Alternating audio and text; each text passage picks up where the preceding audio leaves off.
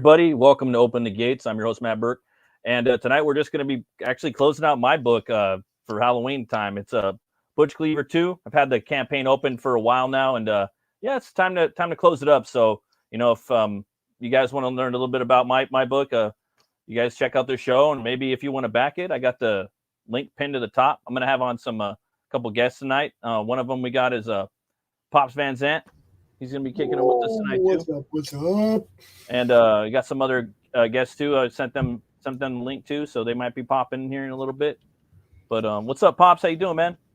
Oh, I'm just trying to make sure all this tech works so that we can get this show out everywhere. You know, I think it's working. I'm looking at trying to look at my YouTube. I'm looking, see if this thing's fired up right. It looks like it is. So rock and roll, man. For sure, man. I think we're going out to 9 destinations right now. This is a closeout party. That's what we're doing. Yeah, that's it awesome, looks like man. it's fired up over there. Cool. Check the volume. Volume working? I don't know.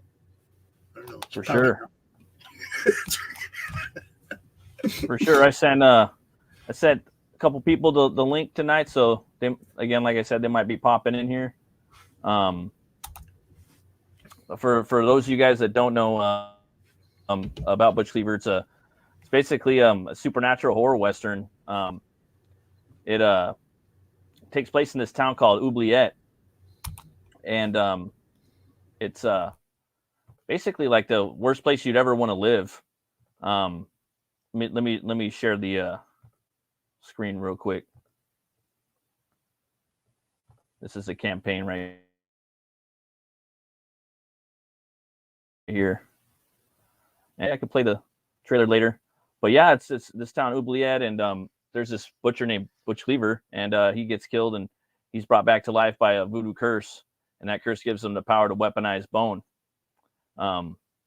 So he tries to use that power for revenge, reckoning, and possibly redemption. In the first book, without spoiling too much, he comes upon this character named Mothman, and that guy kind of shows him the ropes a little bit on, how to use his powers and whatnot. And as time passes by, man, he gets thrown into some heaps of trouble, and comes upon different characters throughout the town of Oubliette. It's a pretty crazy story. It was kind of inspired by a lot of like horror movies I used to watch as a kid growing up. A lot of different influences, such as like the Hammer films and spaghetti westerns. I know, Pops, you like a lot of westerns and horror films too. Some of the Hammer films, right? Dude, I love the old westerns, man. Brian got me all fired up when he started doing that Western spaghetti show, and I got all into all the old Terrence Hill movies. I just rolled out on all that stuff, man. This definitely, look, I love the apocalyptic westerns. I love the supernatural westerns because that was something that was missing in old school westerns. I know, man. That's definitely. I mean, it kind of is post-apocalyptic a little bit. Hey, what's up, man? I haven't seen you in a while. Gnostic just bought number 2. Right on. Oh hell, thanks, man. I got a bottle opener coming your way. So for that you don't know, number 2, this is it right here. So you're gonna get that, and it's gonna be well, I'll show you a full screen in a little bit, but yeah, man, you're getting a metal bottle opener. You'll be getting a wanted poster like this, and a bunch of trading cards. There's a lot of stuff too I could show you at the top. But yeah, hell yeah, thank you. And hell Hex, what's up, brother? Sent you a link too if you want to come on. Yeah, man, and what's up, brother? I see you at the barbecue. It's nice to see you here too, brother. Thanks for stopping by. But yeah, man. And so in the first book, he's going through this this whole new motions of what's happening to him. He wakes up in this bone void, and he's getting trained by this crazy like moth demon that's teaching him how to use these bone powers, and he's trying to struggle with that, you know. So imagine waking up in this desert, this bone desert, you know, and it's the middle of nowhere in this bone cathedral, and you know you don't know what the fuck's going on, and this demon wakes you up from this bone cocoon, and he starts fighting with you, and you know you're suddenly, it's kind of like a somewhat of a Neo moment, you know, when Morpheus and Neo are fighting, you know, and he kind of starts learning kung fu, and he's like, whoa, similar to that, but not entirely. My character has more of like a blue collar, you know, rough around the edges, you know, just an everyday guy, you know. But eventually he gets out of there, and Butch, he can, without spoiling too much, he can basically break down into like matter and teleport into different bones if he needs to. If there's a dead cat laying on the street, he could turn, you know, manifest himself in that bone, that skeletal form, and come out, you know. So that's kind of how he gets back into the world into the first one, and he has a bounty on his trail, a bounty hunter named the Opio Possum. I don't want to spoil too much of that either, but in the second book that we're looking at right now, you're gonna definitely see some origin, basically, like where Butch came from and how he was brought up in the slaughterhouse. Something happened to his parents, and he's raised by his uncle Jake, and his uncle Jake is employed by this man right here, Whitey Ratatouille. Whitey Ratatouille was his father's main competitor. Butch's dad was James Cleaver, and they had their own Cleaver Cuts company, and that went under, and eventually his uncle lost his job, and so his uncle had to basically step up and raise young Butch. Excuse me. And so when that comes to play, I really like the gangster movies, like, you know, Goodfellas, Casino. You know, I love Gangs in New York a lot. That was a big influence on me. So, you know, that's where a lot of that influence came in. Butch has to basically become like an enforcer for Whitey Ratatouille as he comes to age. You know, he starts hitting his late teens, you know, and his uncle is basically the main cutter, which that's what you would call him, the main cutter, which would be, he's the manager at the slaughterhouse, but he's also the manager of the enforcement on the street.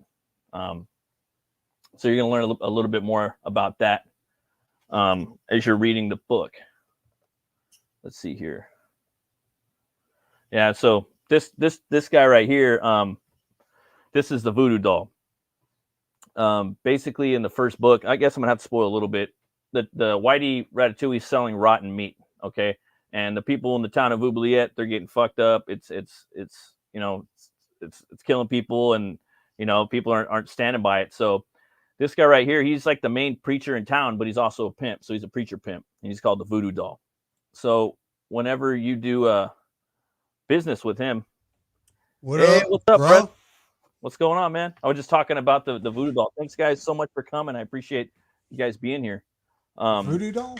Yeah, the voodoo doll. He's a preacher pimp of the town of Oubliette, from where Butch Cleaver is from. And he in the town, you know, he basically, if you go into business with this gentleman, he makes a voodoo doll of you. It's kind of like an insurance policy. So if he steps out of line, he can, you know, make you a cactus or a pincushion, basically, you know. That sounds amazing. I wish I read that story. Oh no. Yeah, you'll be checking it pretty soon. So basically, Whitey Ratatouille steps out of line a little bit, you know, and you might find out a little bit more about that too in the book, and maybe that's maybe an awesome name. Maybe Butch too.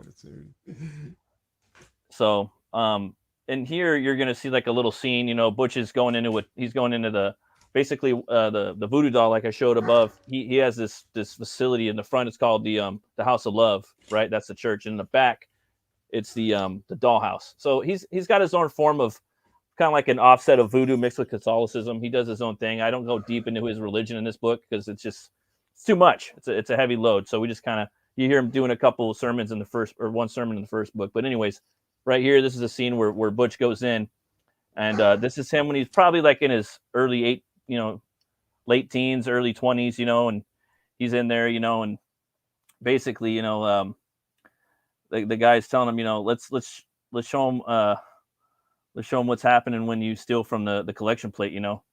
And Butch is just sitting. He's just sitting there up at the bar, you know, and he's like, "Shoot, wait, don't shoot." Let me finish my whiskey milk first. So even back then, Butch was drinking whiskey milk. Later on in the story, you find out that once he's this dead phantasm, and later on after he's resurrected, he needs actually the whiskey milk to help his bones. That's what actually keeps him alive. So, and he liked it back then, and that's like a drink too. You could get, like, you know, if you go down to Mexico, they have like tequila and milk, like right there, right out of the cow. You can get that. You know, my boy Diller knows what I'm talking about. So there's this pimp right here telling him, "Fill them full of 30, boys," like full of 30, you know, full of 30 holes, you know. So that's all the 6-shooters that are loaded up right there. So it's you know, six guns or whatnot. So he takes all those dudes out, all those pimps, and basically I don't want to spoil what, but he has to go there and collect. It's kind of hard trying to tell you guys, but there's a lot of little things in the story. In the town also, it was a vehicle for me to really explore different types of a parallel, basically America in the 1800s, you know, in a town where I could kind of draw cathedrals and saloons and French Quarter buildings, but also have like yeah, like, you know, just, you know what I mean? And have like barbarians and cowboys and Indians, you know, and Vikings, you know, like this right here it's a Viking saloon. It's a Warg Hall saloon, right? And this is the bartender is Vargbjorn, you know, and he's got a power too that, you know, you're not going to see in this book, but you'll see later on. Eventually I will get back to Butch Cleaver. This right here is Raw Meat Ren. So think of like this most vile pirate, right?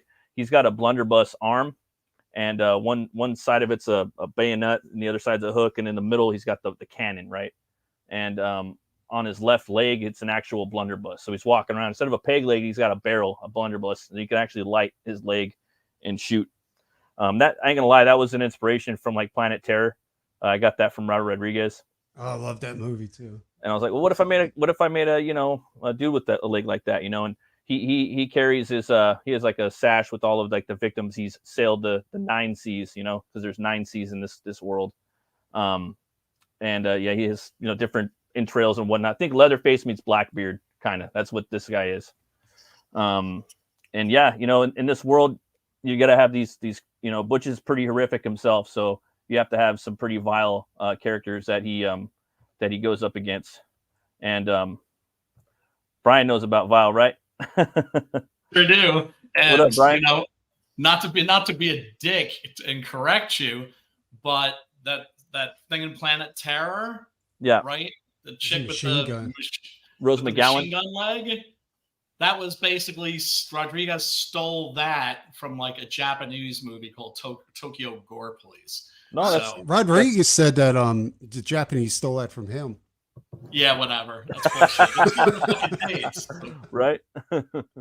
It's all good. Of course, in Berserk, fucking Guts has got that giant fucking hand cannon, that literal hand cannon. I love that. That's awesome. Yeah, that shit's awesome, dude. I'd love to, like, one day too, like, kind of, because I could literally write stories about all these characters, man, and kind of branch off your hand and put a cannon on it. Is that? Oh yeah, yeah, definitely, man. Well, I mean, it's just a really intriguing world. It's not like any comic book universe I've seen before. If I had to peg this genre-wise, Weird West, for sure. Yeah, definitely Weird West. I'm sorry, really Weird West, or really weird and fucked up. Ryan, after I got off stream with you, I looked up House of Hammer horror magazine. Yeah, and I found the issue of the Wolfman with the illustrated. Oh my God, it's so the illustrations, like the comic book part of it. Yeah, is incredible. Is it really? I got it for $9. Oh, that's nice. Nice. See, when I go to conventions, not to suddenly make this all about something else. No, but thank you for coming, guys. I love it. Thank you, guys. Love you guys. No, right back at you, brother. When I go to a convention, I'm not really generally looking for color comics. I'm looking for black and white shit. I'm looking for like the Marvel monster magazines, fucking, you know, obviously the Warren magazines, creepy, eerie, that sort of thing. the Hammer magazines, of course. I only have one of those, man. I gotta get the whole fucking set. Oh, for sure, Honestly, man. when I go to shows now, I just look for indie comics. Like I really don't. Yeah, dude. That's kind of what I want too. Or like maybe some back issues of Bow, or maybe like some Poison Elves, or just some Faust, like, or some Crow, like just like indie, even old school indie 90s, 80s. That's what I'm looking for. Just that's nothing new, really. That's how I stumbled upon Scout Comics. Like Scout Comics is, oh my god, they have such a huge lineup of indie books, and it's all different stuff. They have a kaiju book where there's no words. It's just this Italian guy really? did this kaiju book, and it's all just the kaiju just destroying shit all through the book. And it's the craziest art style you've ever seen before in your life, and it's just nuts, dude. It's Scout Comics, dude. You got to look on Scout. And Scout Comics does that huge ass memorial, like treasury editions, and it's printed, but it looks like actual comic pages on blue line paper. Oh, that's sick. Yeah, like I'm telling you, dude. Like I've stumbled upon so many publishers like that, like just indie publishers that are just amazing when it comes. Oh, for sure, man. Because they put all that TLC into it, and it's like books that they really want to make from the soul, Isn't there? There's no house style. Yeah. This guy right here, this is a fight scene in the book. There's this dirty cop. His name's 5 Points Fitzpatrick. He's based off of a couple different people. I like that I don't know, like that dirty Irish cop that John C. Reilly played in the Gangs of New York. He was a big influence. My grandpa was a pretty big influence on this character. But he's just a bare knuckle badass dude. Like he's been in the war, and he works for the Voodoo Doll. So he's on his payroll, and he's stationed at the bottom of the Voodoo Doll's dollhouse. In this story, like we were talking about, Conan's Tower of the Elephant. He's trying to get to that tower, trying to get to the roof. Batman with Michael Keaton, he's trying to get up there to the Belfry to fight fucking Nicholson, right? And here, Butch kind of starts on the roof, but jumps down and kind of works his way back up. So that's kind of like sort of the end of the story. In the first half of the book, you're going to get his origin in Butch Cleaver 2. And in the second half, you're going to pick up right where the first graphic novel left off. And that's basically Butch sitting in the Viking meat hall, talking to the Wargbjorn, and then Chieftain Wallace, which is this Native American. He's part Irish. I'm sorry, part Scottish, part Cherokee. He's the descendant of William Wallace, which we'll get into him later on too someday. He's a barbarian in the Wild West. So he's, they're chatting, they're spitting it up, they're chopping it up, and Butch telling him his origin, and then boom, it picks up right here, and he's basically going to the House of Love for answers. He wants to talk to the Voodoo Doll, and he's got to go through all these guys. So he's on the street right now. He runs into this motherfucker right here, and he gets his ass beat, dude. This cop beats the shit out of him, dude, and breaks his jaw, breaks, and Butch he'll die. Like he does. I've had lots of talks about it. Like you can't make the character too OP; it gets boring, right? I was gonna say, he's shit, not too OP. Yeah, so he gets his ass beat a lot. I like him to get beat up and come back and come back from it. So you will see his blood. It's got this kind of gooey pinkish, shit. That's very kind of hammery. You know what I mean? Kind of Cronenberg-y. Like I like a lot of that stuff, like The Fly, where you're getting that weird, gooey, disgusting blood. It looks like Pepto-Bismol, sort of. His bones are hollow and they have that goo inside of them. And if he doesn't, let's just say there's a couple of times where he could keep regenerating, but he has to make a cocoon to come back. But if there's only so many times he could do it. But anyways, you'll see in this part, like he'll slowly get his ass beat. But this guy, let's just say this is the phase one of the travel of getting into the dollhouse. He has to go through this guy. He has to go through another character, which I didn't really show too much. His name is Zulambi. He's from Africa. Really cool.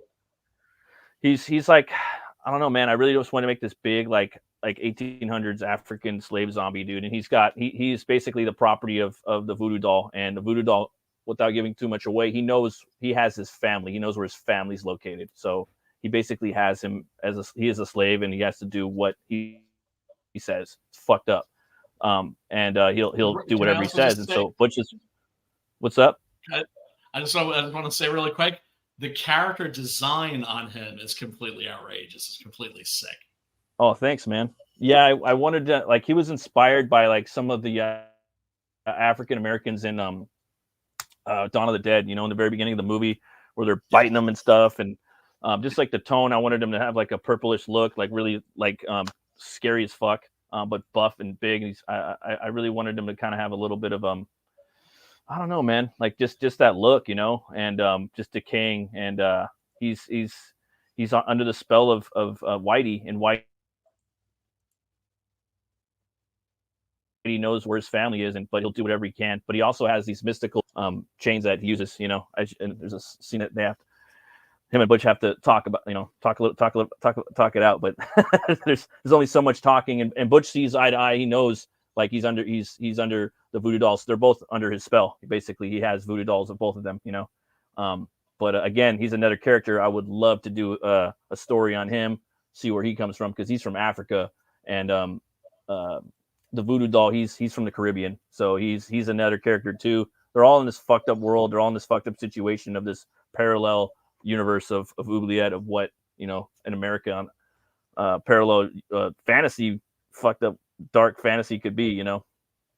Let me see. I'll scroll down. Yes, and it is really severely fucked up. Yeah, and you know, right here, it's just like a shot, you know. Basically, it's kind of in the middle of the story where it kind of bridges the origin with where we left off from the first book. As I said earlier, he's in there talking with Wargbjorn, the bartender. He's a Viking cowboy essentially, and the Native American chieftain Wallace. And he has they both have shit of their own, you know. And the inside that bar, the Vorkskål, you're gonna see there's shield maiden prostitutes. They're like, you know, Viking. They're you know, cowgirls basically up there, and they don't take no shit. They have it's all of them and him, you know. They run their business the way they need to, and, you know, again, I'd like to go into their backstory a little bit too. And right here, I just have a little line, you know, a shepherd was consumed by a lone wolf, but bled out the blood of the shepherd bled out. I sent for a wild dog. I hear the screams in my skull, but only the screams in Oubliette I can silence. That was basically him referring to his father in the story. Yeah, that's basically, he's quite a piece of work. Yeah, basically, yeah. And in the first book, he has this bull that he finds in the street, and he resurrects, and his name's Tor. And I wanted to basically create a steed for him, you know, but I wanted him to make an actual cowboy. You know, he's riding a cow, but not he's riding a bull, so he's more like a bull boy. So that's, you know, that's how he gets around. And yeah, you two, you know. And then Vogbjorn's like, we're gonna need a lot more you know, meat to tell my story. And then, you know, they're just laughing about it. And with the word balloons, I was trying to do something different. Like, you know, with Butch, you have like that cloudy you know, basically stroke. You know, Vogbjorn's got a gold, you know, silver, and, you know, Chieftain Wallace has this black and red one, just so you kind of know who's who in the story, and you can kind of break it up with the word balloon colors.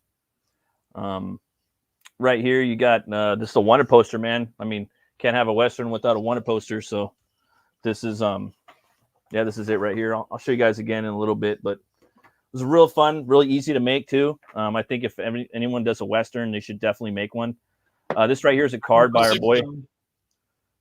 Oh yeah, definitely. This is a card right here by our boy Preston Azevedo. Right. Yeah, I gotta send you some of that. God damn. So this is his take on Butch Cleaver, man. I love what he did with this. Love this piece. It's one of my favorite pieces by him. If not, I also love how he draws the moon. You can tell Preston really loves drawing the moon. Oh yeah, and the bats. The bats. I like the old Extreme Studios, the way they did the moon back then. Oh yeah, man. You killed this dude. Yeah.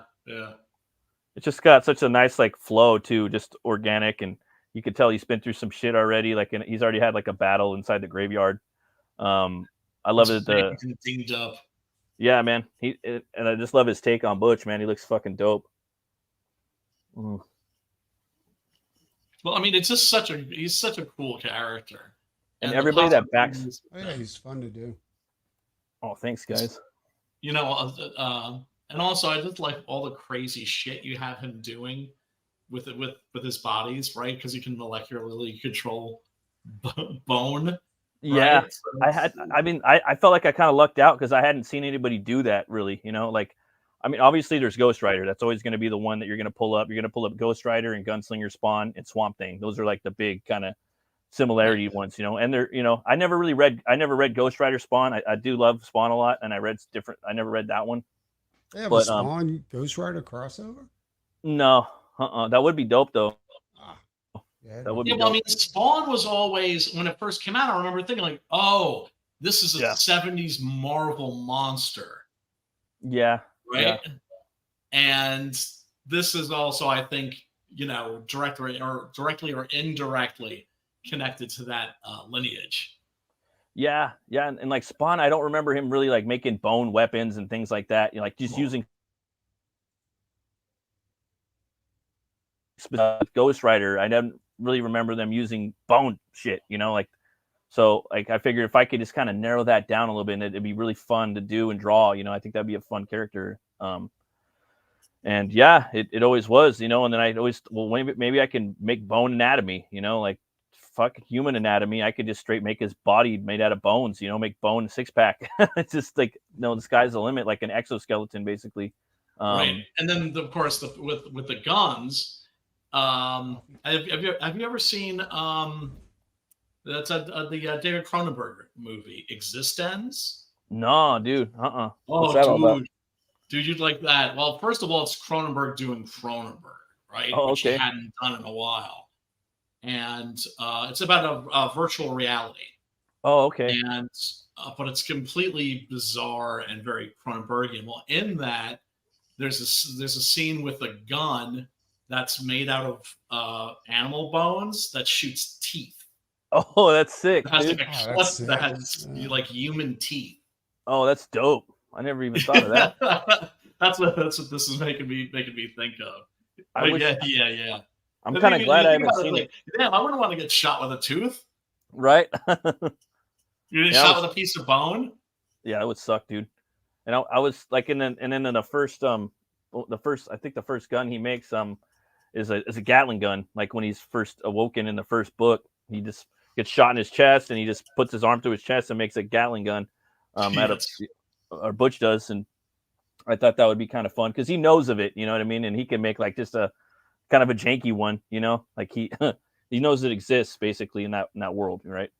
Sarcastic agnostic said just bought number 2. Yeah, homeboy just hooked it up. Thank you so much. For some odd reason, it reminds me of Jeepers Creepers a little bit. Like, yeah, Jeepers Creepers. Well, that's because of the hat and the duster, I think. Definitely the hat and the duster. And then, yeah, man, like I thought about using like a spinal column for a barrel. I haven't seen anybody, to my knowledge, anybody do that. So no, not at all. No, like, not okay, at all. I got that one. Then that one's mine. So, right. Well, I mean, this is the sort of thing that you dream of when you're coming up with a character, where it's like, well, I kind of want this to be kind of like Ghost Rider or Spawn or whatever it is that you're doing, but then they're just like, you know, completely their own character, where it's like, they're like that, but they're not specifically right. And he's kind of in his own world, you know what I mean? That's like 50% of the character, I'd say. And like even like Weeblet is a character in the story, basically. Yeah, it's like Gotham, you know. It's like basically like similar, but not. And then like Louisiana, like Gotham on like peyote. Like in the book, I said, it's crazy, man. Like just looking back, it's been like 2 years, man. You know, they landed in the port town of Oubliette. Doss said the place looked like he never seen it on any map, but he believed it was located between Texas and Louisiana. He said Oubliette looked like London and Paris had a bastard son in the Wicked West. That's basically like what it is, you know. And I was thinking like Louisiana and Texas together, you know, but with Paris and London, you know what I mean? Totally fucked up, you know. and a little bit of like Mexico, all that. Right. Like all that right there. Like that's basically, it's a big melting pot, and I hadn't seen, so it's like, and I fucking love this world too, but I'm taking a break from it from a while, and I figured it'd be kind of a little vacation, but it's going to be, I'm coming back. It's my baby, it's always going to be my baby. Yep. I think people need Hell to have. War must see the Oh yeah, and there is a connection, like a little spoiler. All right, Logbeer, the bartender from Butch Cleaver, he's he's the bass player in Hell War. Hell War has a band, and he's like Van Halen, where he has his own band. That's like a big part of the story. So there is some connectivity, yeah, so you're gonna see that in there. I was gonna make Butch Cleaver his singer of his band, but I was like, nah, that's just too much, I'm not gonna do that. So I did pick someone very popular. He doesn't seem very popular. Can't see that guy like wanting to entertain people. Right. And who's he gonna sing like? I try to think of all that shit. Like, who's he gonna sound like? He's gonna have a little country accent, and I think all that shit. Who's he gonna sound like? Right. If I was you, I'd make the original singer for Drowning Pool the singer of the band. Like, right. Make him a zombie. Oh man, this is so dope. I picked somebody though. Do you have any of the bottle openers left? I think you said you had like 7 or something. Folks, yeah, you gotta get one of these fucking bottle openers. Just sick now because Sarcastic Agnostic just got one. Hey, what's up, Dan? Yeah, what up, Dan? Dan right there, Plago, man. I just met him a little over a month ago, man. Real nice guy. We had a pretty good conversations over carne asada and a couple beers, I think. It was pretty good. Go back, Goblin Girl, too, guys.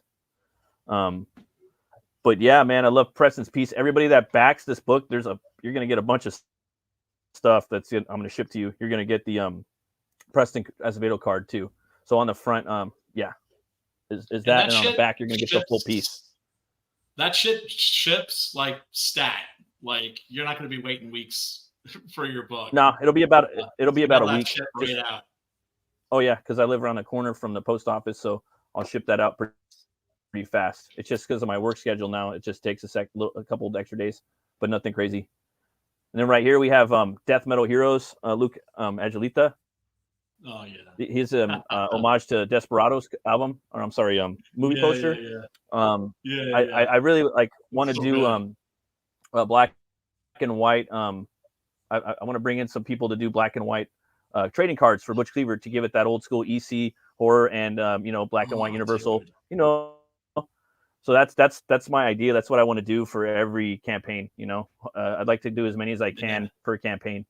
Preston and him are on this one, and Jason Baskin was on the first campaign, and that one was extremely limited. I only printed I think 100 cards, so there's not that many in existence, and I comped Baskin with a few of those too. So I was like, damn, I'm gonna start fucking doing this every campaign.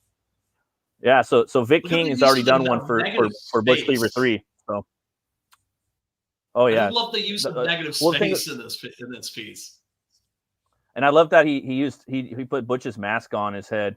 I wanted Butch to have a mask. Basically when he's wandering through the street, I want him to basically look like, okay, you can't have a skeleton, but you can have a leper. All right, so at least they could kind of stay away from him, And they know who Butch Cleaver is in Oubliette. He was the fucking. He was, the dead. He was the butcher, like the fucking brutal butcher. So, that's kind of how he looks. Like that's with the mask. He's got these big ass broccoli cheekbones. Yeah, it completes the look of the character. Otherwise, it's just like a skull. Yeah. Do you know what I'm saying? And that was a big challenge too. Like with creating him, I was like, damn, I got to do something just with the skull alone. So, but for me, I really like drawing the big broccoli cheekbones, put that on there. So when he doesn't wear the mask, that's always fun. That's a good idea. And then the mask too. And maybe one day, he'll be a human again for a couple moments, maybe not, and then the character evolved a lot though, too. I like Preston's cowboy hat. The first hat that I'd made, it was more kind of a fedora inspired, kind of like Freddy Krueger style hat. That was definitely the inspiration, the first hat that he had. But as time went on, it started to change a little bit. said that I'm available to do a black and white card. Oh, for sure, man. I'll hit Hell you up yeah, then. Dan. That's I a dark got joke, Dan. That is a dark joke. So Vic King did one card for part 3, so I'm definitely gonna bring in some more cats. But yeah, Dan, definitely that'd be sick, dude. I love Dan's art. Oh, he's fantastic. Love the piece he did for the first book, The Embrace. You should see what he did for the Unholy Diver. Ooh, I gotta check that out. His shit's a very jolly. Well, you can't. It hasn't been published yet, but he showed some pages, and it was crazy. Dan knows what's up too. He backed Butch Cleaver. He got the book, so he knows the world a little bit. Hell yeah! But yeah, man, I'm so dark that it's real. Jesus Christ. Yeah, man. So I just want to bring in the different creators in CG and the Iron Age, to do some black and white art, So on the front, you're gonna have the Butch Cleaver bone fucking brand, basically like forget the word, it escapes me. Blocking around the front, and on the back, you're just gonna get the full like black and white art with nothing on there, not the name, not the root cutter label, nothing like that on the front and back of the card. Here's the thing. It's like I keep thinking like this shit should be in black and white. This character should be in black and white, but I don't know if that's me making a proper assessment or if that's my opinion because I'm a black and white stan. Do you know what I'm saying? I think you're racist, to be quite honest. No, I mean, look, I look, not that I have anything against color art. There's just something about your style that I look at it and I'm like I don't want to see that colored. Yeah, I mean, I don't like. I like the color, but I do like black and white. I'm always torn, but I mean, it's probably going to be. I mean, Hell War's in black and white. This one's Hell War's definitely in black and white. And then this one's probably Butch Cleaver 3's in black and white. And just let you guys know, I do have Butch Cleaver 3. It's already typed up. The script's done. Just so you know, it's called. Should I say the title of Butch Cleaver 3 so people know right now? Just so okay. Fuck yeah. Butch Cleaver 3 is called Cannibal Freak Show Circus. I'm sorry, Carnival Freak Show Circus. That's Butch Cleaver. Butch Cleaver 3 Carnival Freak Show Circus. That's the name of it. Sold. Yeah, that's been the name, and that's basically what you're going to be fucking with in the new one. It's done. It's a chase. Half the book is a chase. Straight up, it's a chase book, and it turns into something more after that. So I have this. Wait a second. It's got werewolves too. So, quick question. Yeah. Is he fighting like a circus in this? Yeah, he is. So you're gonna have Mardi Gras. That the Puritanian, because for a second I was thinking, man, what if I threw him up against the vampire circus? Oh yeah. Well, I'll tell you backstory. But now I know. Okay, yeah, don't go that way. It's not completely a circus, but it's something it's something else. I'll tell you what it is backstage, but there is werewolves in it. So nice. And the Beast of Gévaudan. So you're gonna have a little bit of that. That's right. So you're gonna have that. Yes. It's more like Mardi Gras and Day of the Dead kind of fused. There's a big fucking parade in there that he has to deal with.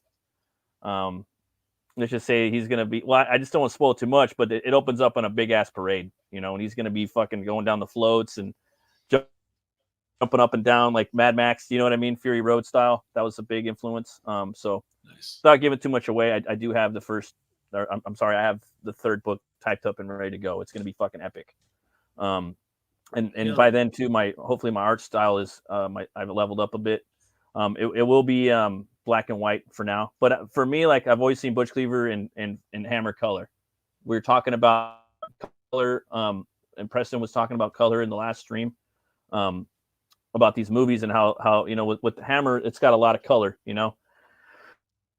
Colors. So, like for Butch, if I did it all in black and white, you would never know his blood was Pepto-Bismol pink. Like things like that. And that's true. Different. I always like what the Japanese do, where there'll be like the first couple of pages of like a manga that will be in color, just so you know what like the colors of all the characters will be just like the first 5 pages. It's really peculiar. You've seen that before, right?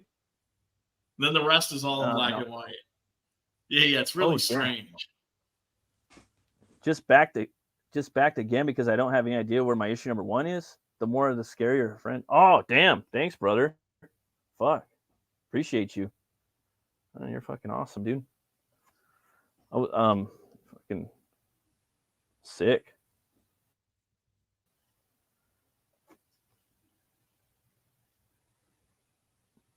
Sorry, I think I don't know if I'm roboting or if you're definitely okay. Damn, that sucks. I wanted to say something earlier, but I was like you keep stopping every now and then you'll just freeze up in the middle of a sentence, and I'll be like, and right when I'm about to tell you, like you go again. Right now, Brian is completely fucking frozen. Oh, okay. I thought that was me. Okay, cool. So it's not me. No, that's not you. Not this time. Okay, that's Brian. That's all Brian. But you were talking. Oh, there you go again. Like you about like different color. You know what I mean? Like on for like the movie. Brian's gonna come back in. Like color can either make or break a movie. I mean, especially when it comes to horror and sci-fi. Like I've noticed like some of the best horror movies have like the best color contrasts between, you know what I'm saying? Like they definitely follow the color palette, you know, when it comes to that kind of stuff. Oh yeah, definitely, man. And like for this book, like I wanted different places to have different colors, you know? Yeah. Like for where Butch lives, he actually lives in his old family slaughterhouse. You know, that's where he ends up, like that's his base, you know? And it's an old cathedral because a lot of the buildings in this in this book is they've been retrofitted into slaughterhouses or building establishments, right? And they're fun to draw like that. Well, I kind of see color as the flavor. You know what I'm saying? Like, yeah, definitely, like man. It gives it flavor. You know, I know it sounds fucking weird. No, it does. It does. Some shit like that. And I wanted his place to be green. You know, like it's death. So I mean, he's usually wearing brown and stuff, but when he goes into his place, it's green. You know. Yeah, like and putrefaction or something. Putrefied, and then he has his dead father like is hanging inside of where he lives. His father was murdered, and he's hanging inside of the cathedral where, you know, and he just kind of keeps him there as like, you know, I don't know, as something, you know what I mean? He wants, his father's been murdered, and he wants to solve the murder, right? He's going to solve his murder and his father's murder, right? So, and just so you know, like my offer's still open, dude. Like I'll give you a hand as far as getting Goblin Girl out. You're having problems. Everyone has been stable and clear on my end watching. Nice. Okay, cool. Thanks, dude. Dan, I was gonna say too, man, if you want the link, dude, I could shoot it for you. I could shoot it to you as well. Just let me know. But yeah, so he has that color. And also you know, the voodoo doll's kind of house inside is like kind of gold and purple and green, you know, like royalty, the pimp in his church. Whitey Ratatouille's house is more of like it's kind of like it's like a whitish, you know, he loves white, his Whitey Ratatouille. I love that name. That name's fucking amazing. Like, what, Whitey Ratatouille? Awesome. Well, it's fun too, man. Like the book is fun too. You know what I mean? Like it's I'm trying to have fun with it, you know. At the end of the day, I was inspired by Mad Magazine too, and that's what I read growing up as a kid. A lot of Mad and Cracked and some comics. I loved with the comic books. I loved opening them up and looking at the pictures most of the time. Me too. Know? That's how I got into comics. I never read I was reading comics. You know? Yeah, dude. First few years, so I was yeah. I'm gonna get Dan the link right here. And then super dyslexic. Well, I still am dyslexic, but it was like really. I got a little bit of that too right now. Well, it takes me a while to like. I have to read something over and over to be able to absorb, you know, the meaning and the content of what I'm reading. You know, so, you know, that's why I went to the pictures first. Yeah. And what else was there? Oh yeah, and then like there was a slaughterhouse. there's a slaughterhouse in here, and that one was basically pink, you know.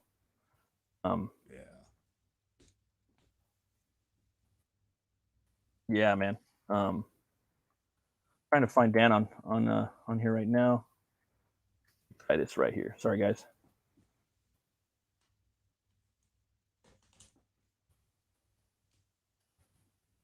I'll entertain everybody for the moment.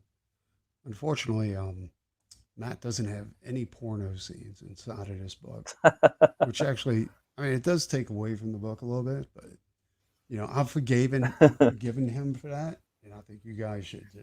Like, he's trying to keep it a little too clean for my taste, but you know, whatever. You want Dan? Just shoot me a link on Twitter. I'm a DM. I'm at Runecutter Comic. For some reason, you're not populating on my search. I'll send him a link. I'll copy. Okay, cool. Send it to him. I don't know why it's not popping up.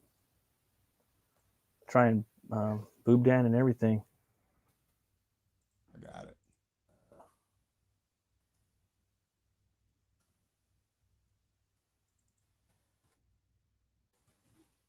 That's weird. There's a bunch of them, dude. Bunch of accounts. All right. Send it. Nice. Hell yeah. Yeah, and then in the story, I wanted to do something with zombies, right? Everyone's sick of fucking zombies and they're tired with zombies. So in here I wanted Butch to go in this book to go kind of toe to toe with some zombie voodoo dolls, zombified voodoo dolls, right? That'd be sweet. Yeah. So that's what we have right here in this trading card right here. I wanted to do, you know, Butch and riding tour, you know, when he's fighting like a group of zombies are coming up out of the ground of these voodoo zombies. In the story, well, it's like sometimes I want to tell like little beats about the story, you know. I don't want to give it away because I want people to read it, but you know, sometimes just got a little bit. There's a scene in there where there's a bunch of there's a lot. So in the first book, Butch he murders a gang of people that like that he comes back for. He gets some of his revenge, right? Mm-hmm. And their dead bodies are harvested by this guy called Condor Warlock, and he has a hunchback that works with him named Vigor Mortis, and basically those those bodies get buried again, and a couple of voodoo dolls are thrown in there with them, and a hex is put on those bodies, and they start coming up out of the ground basically with a spell, you know. And Butch has to fight those guys off. Yeah, you got to do something original with zombies if you're going to add them to kind of separate it from all the garbage they got out there. Yeah, dude, and it was fun too, you know. Like I was just designing some of them, you know. Like, oh, I'm gonna have like the fat slothy one, you know. I'm gonna have a little baby, dude, like a toddler one right there in the background, little toddler coming up. You remember creepy. Like the Master Blaster from yeah, Underdome? Yeah, that would be so cool. Yeah, the to have, like a pregnant chick with the baby as like, you know, the master. Oh yeah, yeah. She's the blaster. You know what I'm saying? Oh yeah, like, totally. That'd be sick. Then I made one that kind of like has like a goblin-esque kind of big fucking nose coming at him, and it's just weird, you know. Like you give him weird anatomy, like one arm will be like a basically like a voodoo doll arm or voodoo doll leg, you know, and you could do a lot with that. You know what I mean? Yeah. I don't it's know, just a lot of fun. I probably wouldn't be worried about the like making them exactly zombies. I would have to be like make them like crazy ass things. You know what I'm saying? Like just I don't know. You know, have. Oh yeah. What if? Like, they're right here, actually, on this card right here, Preston. If you look at them. Yeah. I got a bunch of them right there, and everyone that backs this book, you'll get it. Have you ever seen like you've seen Pet Cemetery, right? Oh yeah, that movie's scary as fuck. Dude, I would like I was thinking when I was watching the newest Pet Cemetery, I was like, dude, what up, Dan? It'd be cool if you took like what up? Like different animals, sewed them together, and then buried it in a pet cemetery. And then yeah, that'd be fucking crazy. I mean, would it come back? Would it be like this crazy ass fucking thing thing with bat wings and a cat's body and shit like that. You know? That would be sick. That's like Pet Cemetery 3 right there. No, right? What's up, Dad? What you up to? Not much. Just got the baby down. Today was my first day of radiation. Oh, you haven't had treatment. radiation?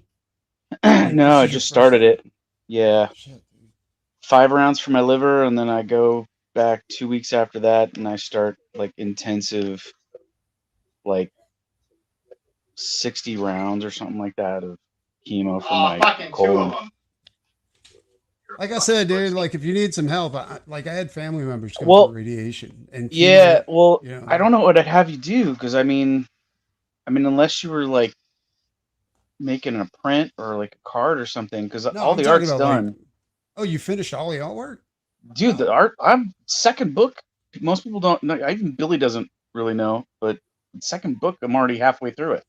Oh shit. Okay, I thought you needed help with that. I didn't know. No. Oh, okay. Just I had to, like, the book is delayed because Billy's finishing up coloring, and also because I've been going through like chemo and everything else, like my energy and like the neuropathy and everything else that I have from the shit, like I haven't been able to really like sit down at a computer and work on lettering or do anything like that. And also like doing layout and stuff to like put the pages together to like go to the printer. I haven't been able to do any of that. And then if I printed everything up, my weakest points right there is what you yeah, if I had to, I could do all that stuff, but then it's like, you know, ordering everything and then putting everything together and shipping it out. Like, I definitely don't have the energy to like pack 340 packages or whatever it is. So we're pushing it off probably till either, I'm hoping before spring of next year. I'm hoping by like March or something, but we're going to see what happens. Honestly, I'm ordering trading cards. I'm ordering the Viewmasters. I should hopefully have that stuff in hand by Christmas, or sooner. And then I'm going to be ordering the vintage Goblin Girl books for everybody, and probably the sketchbook. But I haven't done the layout in the sketchbook yet, so I got to get to that. But shit, I didn't see that option when I was. Yeah, it was on there. It's still on there. I think it's on there as an individual purchase. You could just buy that by itself. The vintage book, yeah, it's the OG Goblin Girl book. It's got her like jumping up, like swinging a sword. It's basically the Cliff Notes version of the first issue, basically, or the first book. Do you have any original books? Like your? I have like maybe 2.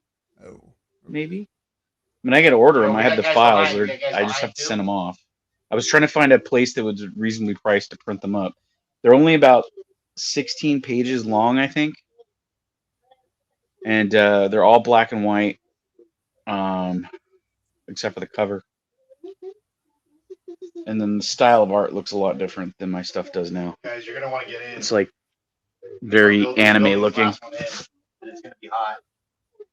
Those guys coming in from the water side. I'm on your campaign right now. I don't see the OG. Should be on there. Girl. I see it Down Under Goblin. Down Under Goblin Girl. It's Down Under Color Perk, Greystone edition, color edition, all the books. Oh, okay, it comes with all the books, right? Yeah. Shit, goddamn it. Reprint. Yeah, that's it. Oh, shit. Dude, I'm having like palpitations. All right, guys, I'm gonna call it. I gotta get to bed. GG, fellas. Well, you sound good, but you sound good, Dan. Oh, I appreciate it. Yeah, dude. It was cool like meeting up with you, man, at Dillard's. Yeah, I think we're gonna do another one in November around my birthday, because Hockey's coming out from Australia and Jason's coming out from Ohio. Oh, that's cool. Where at? Where you guys gonna do I don't know. They're gonna be here for like 4 days. Oh, okay. From like the weekend of the 11th, because my birthday's on the 11th. So whatever that Friday is before that. 11th, I think, is on a Saturday. So that's so cool. it's probably the 10th to the 13th. Probably is how long Jason will be here. Yeah, I'd like to meet up with you guys. And Yeah. Bascom, right? Is that what you're talking about? Yeah, I think Oh, yeah, that'd be cool. Billy's gonna be here as well, and we said we were gonna meet up with Dillard and everything, so we might just go to Dillard's house again. I don't know. That'd be cool. Where's this at? Where y'all going to be at? California, like Riverside area, Orange County. I don't know. Probably in Orange County, probably Riverside. Somewhere like that. Yeah. It's pretty close to my house. It's like 45 minutes to an hour. Yeah. Yeah, that's cool, man. Too bad you're not invited. That's not the case. Yeah, this dude, right here, I got is this is another trading card right here, too, guys. If you back the book, this is Opio Possum. He's a bounty hunter from the first book. So, So cool. what I am going to do tonight too for tonight's special, I got a couple reader copies of Butch Cleaver 1. So Dan and sarcastic or agnostic, I'll throw in a reader copy of number 1 for you guys. They're dinged up, so they're not something I sell. Okay. So yeah, thank you. So that way you guys can get completely caught up on Butch Cleaver and have Butch Cleaver 2 to go. And thanks again, Dan, for backing, man. I really appreciate it, brother. No, I didn't even know it was live, so I was like, oh, I'll go back that real quick. Oh, thanks. Yeah, I just figured I'd close it down. My favorite part of this whole show is when Dan started cracking those dark ass jokes, and you or Brian were like so uncomfortable, squirming over it. Well, yeah, that's awesome. Brian should be coming back too, in a little bit. His internet's kind of dodgy right now. This right here is another card too, that you guys will get. They do have power gauges on the back too, like kind of old school style Marvel, but I do it a little more kind of horror style. So you're gonna get the power gauges and their their abilities on the back of the card. And this is Moth Mammon. I was talking about him earlier in the stream. This is this Moth Mammon. If you guys know who Mammon is, he's a demon from the Bible. And then the Mothman. He's actually, he might be both. He might not be. If you read the book, and he's Butch's like trainer. He's his he's like his coach. He's looking out for Butch. You don't really know if he's a good guy or a bad guy, but yeah, he's definitely a mysterious character in the Butch Cleaver verse, and I love him. He's fun to draw, and he's got this big fucking rusty 6-shooter, and he's a light eater. Be right back in a minute. Oh, for sure, brother. He sucks light, so he actually feeds on light. So if he were to come into a room, he would suck all light out. That's crazy. And he could shoot light too as well. So can he be in the sunlight? Mammoth, a light eater. Or is the sun like deadly or some shit like that? It's any kind of light, basically. Any kind of light. Just like a moth to the flame. So yeah, let me show you guys a little bit more. Here's another character card that's coming with you guys. It's the Voodoo Doll. He's the preacher pimp of Oubliette, man. He's the one that turned Butch Cleaver into, the dead bones. The dead bones right there, and he's got his voodoo dolls. And there might be some zombie voodoo dolls right there in the ground, coming up out of the ground. Maybe he's doing a little hex. So you guys might want to check that out. If you back the book, you'll get the card. You'll get his powers on the back. There's a lot more characters too.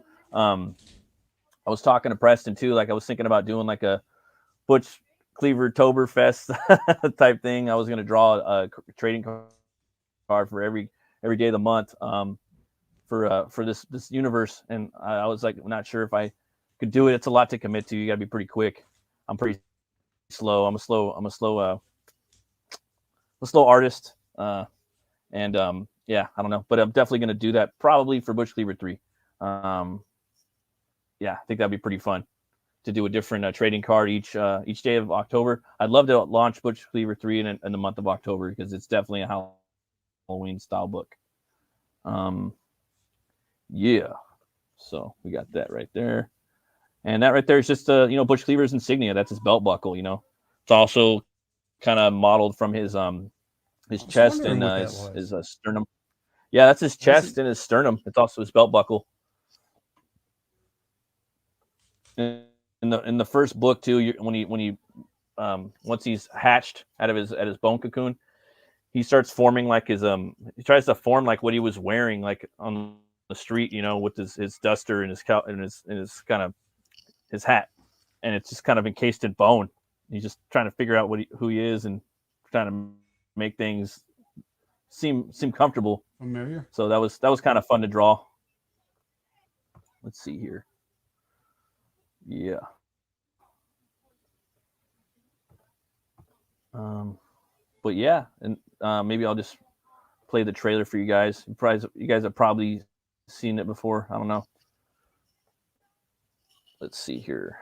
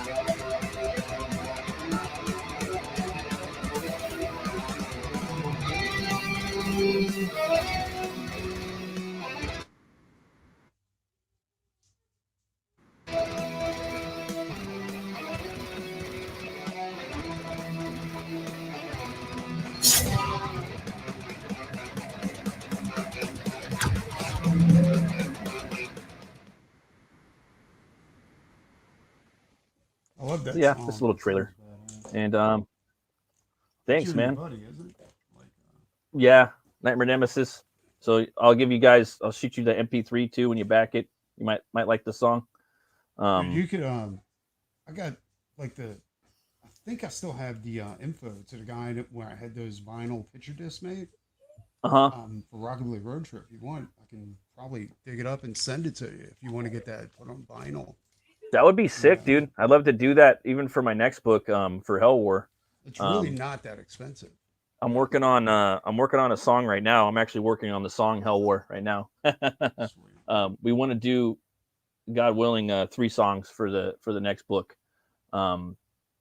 So to release, they're definitely going to be MP3s, but it would be like a stretch goal for the next book to have it pressed.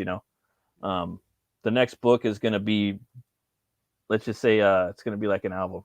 It's going to be a big square book, Hell War. But yeah. Oh, look, we got Jason right here. Hey, what's up, dude? Hope you guys, hope you have a great closeout, man. Shared it out when you posted. Thanks, brother. And if you want to come in too, just let me know and I'll shoot you the link. But if you want to hang out in the chat or bounce, I understand that too. And thank you again for being there from day one, Jason, and doing that card, man. Both you guys, man, you and Death Metal Hero, Brought 10 Glory, and Preston, man, you guys were like the guys that kind of lifted me up when I got into the Comics Gate, and back then, that it was all about you guys, and I appreciate that. Yeah, it was the old days, right? The bad days, man, the old days, the all or nothing days, and I'm ready for war. I love Sin City, man. I fucking love that movie. I think it's the best comic book movie. Just never get tired of it. People can say what they want about him, but shit, dude, you can learn a lot of stuff from your boy about light and shade and all kinds. Oh, Frank Miller, yeah, dude. Like I'm reading like 300 right now. Like just that weird layout, right? That like rectangular layout. So I have Holy Terror and 300. 300's more. I need to get that. I've never gotten a copy of 3. I've never read Frank Miller's 300. I've only seen. It's fun, dude. It's badass, and it's painted. I think it's painted by his ex-wife, and it's just in that weird long format. So like when I was doing Hell War, like I didn't really have like anywhere because the pages are square, so you know it's a tough road. You know, some of it kind of falls into the comic strippy sequential storytelling. You know, but the way Frank does it, he does these weird little like inlet panels. You know, and it's like every page has splash potential, basically, because it's like that, and it's fun, dude. And so I got that. I got it at Book Off, dude, for $15 used. There's this place called Book Off at the mall where it's like a Tower Records, and it's got used and brand new comics, used and brand new toys, used and brand new instruments, used and brand new books, used and brand new DVDs and movies, like anime, manga.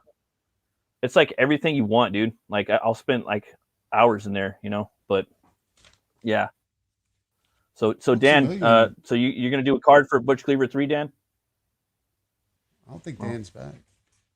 Well, I think he is going to do one. Dan's So, not back. Oh, he's not. No, he's just still on. The, okay, cool. I think he's going to do one. Books A Million like changed their format a while back. Like instead of being like just a bookstore, they became like this weird pawn shop where it was like they would have like comics and you know, like video games and all kinds of shit like that. Plus they would have books and everything else involved in it. It was nuts, dude. That's sweet, dude. And then exactly what you're talking about, like that. Yeah, I'll stay in there forever, dude. Like I won't leave. It was my pleasure to help out. Oh, it's all good, dude. Oh, you're a great dude, Jason. Fucking bastard. What's Jason saying? Oh, he's saying Sin City is my jam, and the movie is the most accurately adapted comic movie made. Yeah, I agree. Close, yeah. But yeah, I was gonna say, Dan, you want to do a card for the next Butch Cleaver? It's not gonna be for a few years, but I mean, if you're down, Big King did one. I already said, like, you know, because he drew one, and I was just like, oh fuck yeah, dude, I'll make that a card, you know. But it would be black and white if you're down. Sure. Yeah, I think that'd be pretty cool. Let's see here. Oh, okay. I was just going to show you guys a rundown. I know this is a big closeout stream, so it is a little shilly, but it is what it is. So yeah, we're talking about some music. Yeah, man, I'm closing the campaign tonight. For the next 3 years? So yeah, maybe longer. That's too long, man. 3 years? It's a long ass time.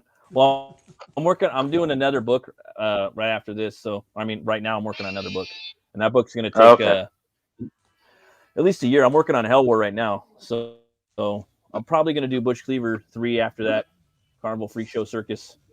So but yeah, you know, maybe people, you know, we could get this one, and you know, I'll probably have some copies if they DM me, kind of like Rich does with his Roach Balls, you know. Sell it through DMs and stuff. So that's all. I'm probably gonna have a little bit left. Totally missed out on that campaign. Yeah, so I'll just do that through PayPal if people want it. You know, should have a few left. But yeah, man. And here's just some of the stuff that, like, Dan, thank you again for backing, brother. You guys are gonna get this stuff. You're gonna get a Butcher Tour trading card, a wanted poster. Death Metal Hero trading card, Voodoo Doll trading card. You're gonna get a 6 a.m. sticker right here. You're gonna get a Butch Cleaver symbol button. You're gonna get a Butch Cleaver bumper sticker to put on your car. I gotta put this on my new car. The Moth Mammon trading card, an Opie Possum trading card, a Preston Nikki at the Pipe Doc Salem trading card, and you're gonna get a metal bottle opener. So for the next, I think so the next I think 4 backers now, or 5 backers now. There's not too many left. So if you guys want that metal bottle, that was by Phoenix Animation. I haven't seen Phoenix in a minute, but God bless him. Phoenix has been on the road. Yeah, man. Yeah, he's been hitting the road jack. Yeah, it's a fact, Jack. Gotta hit the road, Jack. Let's see here. Yeah, and it's Butch Cleaver, the first book right there. And here's a little bit of the carnage right here towards the end of the book, like I was talking about earlier with Preston, Dan. I wanted to do something different with zombies. So I wanted to do, zombies are played out. So I was just like, what if I make zombified voodoo dolls, right? So you have these, they're humans, but they're kind of like mutated zombified voodoo dolls. Different proportions, different things like that. And they're fucking fun to draw, man. Real fun to draw. And Butch just kind of, again, I'm still learning. I'm a greenhorn, but I like doing a lot of panels with a lot of action in it. There's just something about that. We were talking about that on the last stream. We were looking at the vampire kung fu movie, where like some of the pages in that book me and Preston were looking at with Brian, they had like a lot of panels, and I don't know. Sometimes it's a hard read, but I like doing that. I like doing a lot of panels when it calls for it. Yeah, I like doing it when there's like action. Well, sometimes a writer will write like, "Hey, there's going to be 4 panels here," but then you look at it and you're like, "Oh no, we're doing way more than 4 panels." Yeah. Yeah. Right. I did a page last night. We only have 3 panels in it. Well, that's another thing totally. Too. Like sometimes you look at it and they'll be like, "There's going to be 6 panels here," and you're like, "Nah, it's going to be 1. It's going to be definitely 1 panel." Yeah, 1 panel, right? Just 1. Do you guys and like you get like that passage of time panels where like you're basically you have to redraw the same panel, At some point, honestly, it's like, damn, do I want to copy and paste this panel like just to show this? I like doing it because it helps tell a story. Some people hate that shit. That cinematography shit. No, I like it. I don't do it. I haven't done it yet, but I plan on doing it. It's just like a sunrise. Yeah, I haven't done that in the story. It helps build the time, right? Yeah. Showing time slow down, basically, right? You're doing the stat paneling is what it's called, right? Stat people panel. People are going to have their opinions about that, but if you like it, do it. You know what I'm saying? I enjoy it. Oh yeah, for sure, dude. Do it, kind of do whatever you want, I think it's hard, like coming up with so you have a character, right? And I like action. I like Evil Dead, dude. Like I love Army of Darkness, and that's why there's a bunch of gore. He's fighting monsters and shit. So I like to see that shit. I'm just sick fuck that way. But just coming up with the different like gags, like the swing. What type of swing is he gonna do? Is he gonna go up, left, right? Where is he gonna hit him at? What perspective am I gonna show it from? Like it takes a lot of work sometimes to actually do that, and figure it out. Are people going to think this look? All the fight choreography. It's like, are people going to like this? Like, are they going to respond to this? Like I am. I think it looks cool. Are other people going to like it? And then you do it, and then I like to show my pieces to people that don't read comics, don't like comics, because sometimes, not all the time, but like to everybody, I like to show it to comic readers and non-comic readers. But if a non-comic reader can look at something and read it and know what it is, then you might be okay. And sometimes they're like, what the fuck's going on right there? So, but yeah, like right here, I just wanted to do like a little page to kind of catch everybody up. This is from the second book. Like, so say you don't really have to have the first book, but if you do, this is a little kind of refresher type thing that you're going to get. Yeah. It's just kind of showing a lot of stuff kind of thrown into one page, this concept was kind of like I ain't gonna lie, this was the micro, was it Leonardo da Vinci, where you got the man standing there, and he's got his arms spread out and whatnot. I think it was Leonardo da Vinci or Michael. I can't name Michelangelo. Something to Michelangelo. You're talking about one of the Ninja Turtles. It's the oh God, what is that called? It's something. It has illustrated, the name. Not Illustrated Man. It's yeah, I know what you're talking about. It's something man. Mm-hmm. It's so common, Like if Jason was here, he would know. Man. Yeah, and I'm should be looking at the chat. Okay, yeah. So I wanted to do that, but then kind of break it up with panels in between, like his limbs. I thought that might be kind of fun. Oh, here we go, Lime Mill. Yeah, that's it. All over it. Yeah. Virtue Vivian Man, Da Vinci. Vitruvian Man. There we go. Da Vinci. Yeah. I should have known about Da Vinci. Movie was Side Quest. Movie I enjoyed. You guys ever see Hudson Hawk? Yes. Oh, really? That movie's awesome. I think I did. I kind of enjoyed that. You know, it had all the Da Vinci shit. You know, like that Yeah. that was dope. It was You know? it was the Da Vinci Code before the Da Vinci Code. That's what's up. You're Yeah. right. I gotta see that again, dude. 85K in student loans helped. Yeah, man. Like I like what Lion Mills is doing. He's doing he's got like his like I think he's doing like historical like comics too. Like him and I think I forgot his name, Matt Krotz. I think he's got Kyrie. That the campaign's next level, dude. I wanted to pick those books up. I love history too, you know, like this book, it's obviously it's a parallel, you know, historical thing. It's not historically accurate, but there is some stuff I take from history, obviously. History is like was always my favorite subject in high school, that and art. Oh, we got hockey. What's up, man? Hockey's in here. Yeah. Oh my god. What up, hockey? Hail from down under, brother. Thanks for stopping by, man. Curie. I'm closing down my stream tonight, guys. I'm closing down my campaign for Butch Cleaver 2, guys. So thanks for stopping by and saying what's up. I've had my campaign. I've had it open for 2 years, dude. I'm fully funded, but I just kind of wanted to close it out and just kind of move. He doesn't want anybody else to be able to get the book. Yeah, fuck you guys. Well, I just figured, you know, it's probably a good time to kind of close her out. Yeah, I mean, it's been open for a while, so. But I will be doing a third one in a few years. I'll just be honest. In a few years. I'm not gonna put the book out until it's like really done, you know. Yeah, man. So let's see here. So you're gonna see some of that, and then we're back to this. Yeah, bottle her up. I wanted to show stop sharing, and yeah, man, I wanted to show Preston's. Look at that, dude. I love what you're doing there, Preston. Yeah, it's a quickie. That's sick, dude. I'm digging that.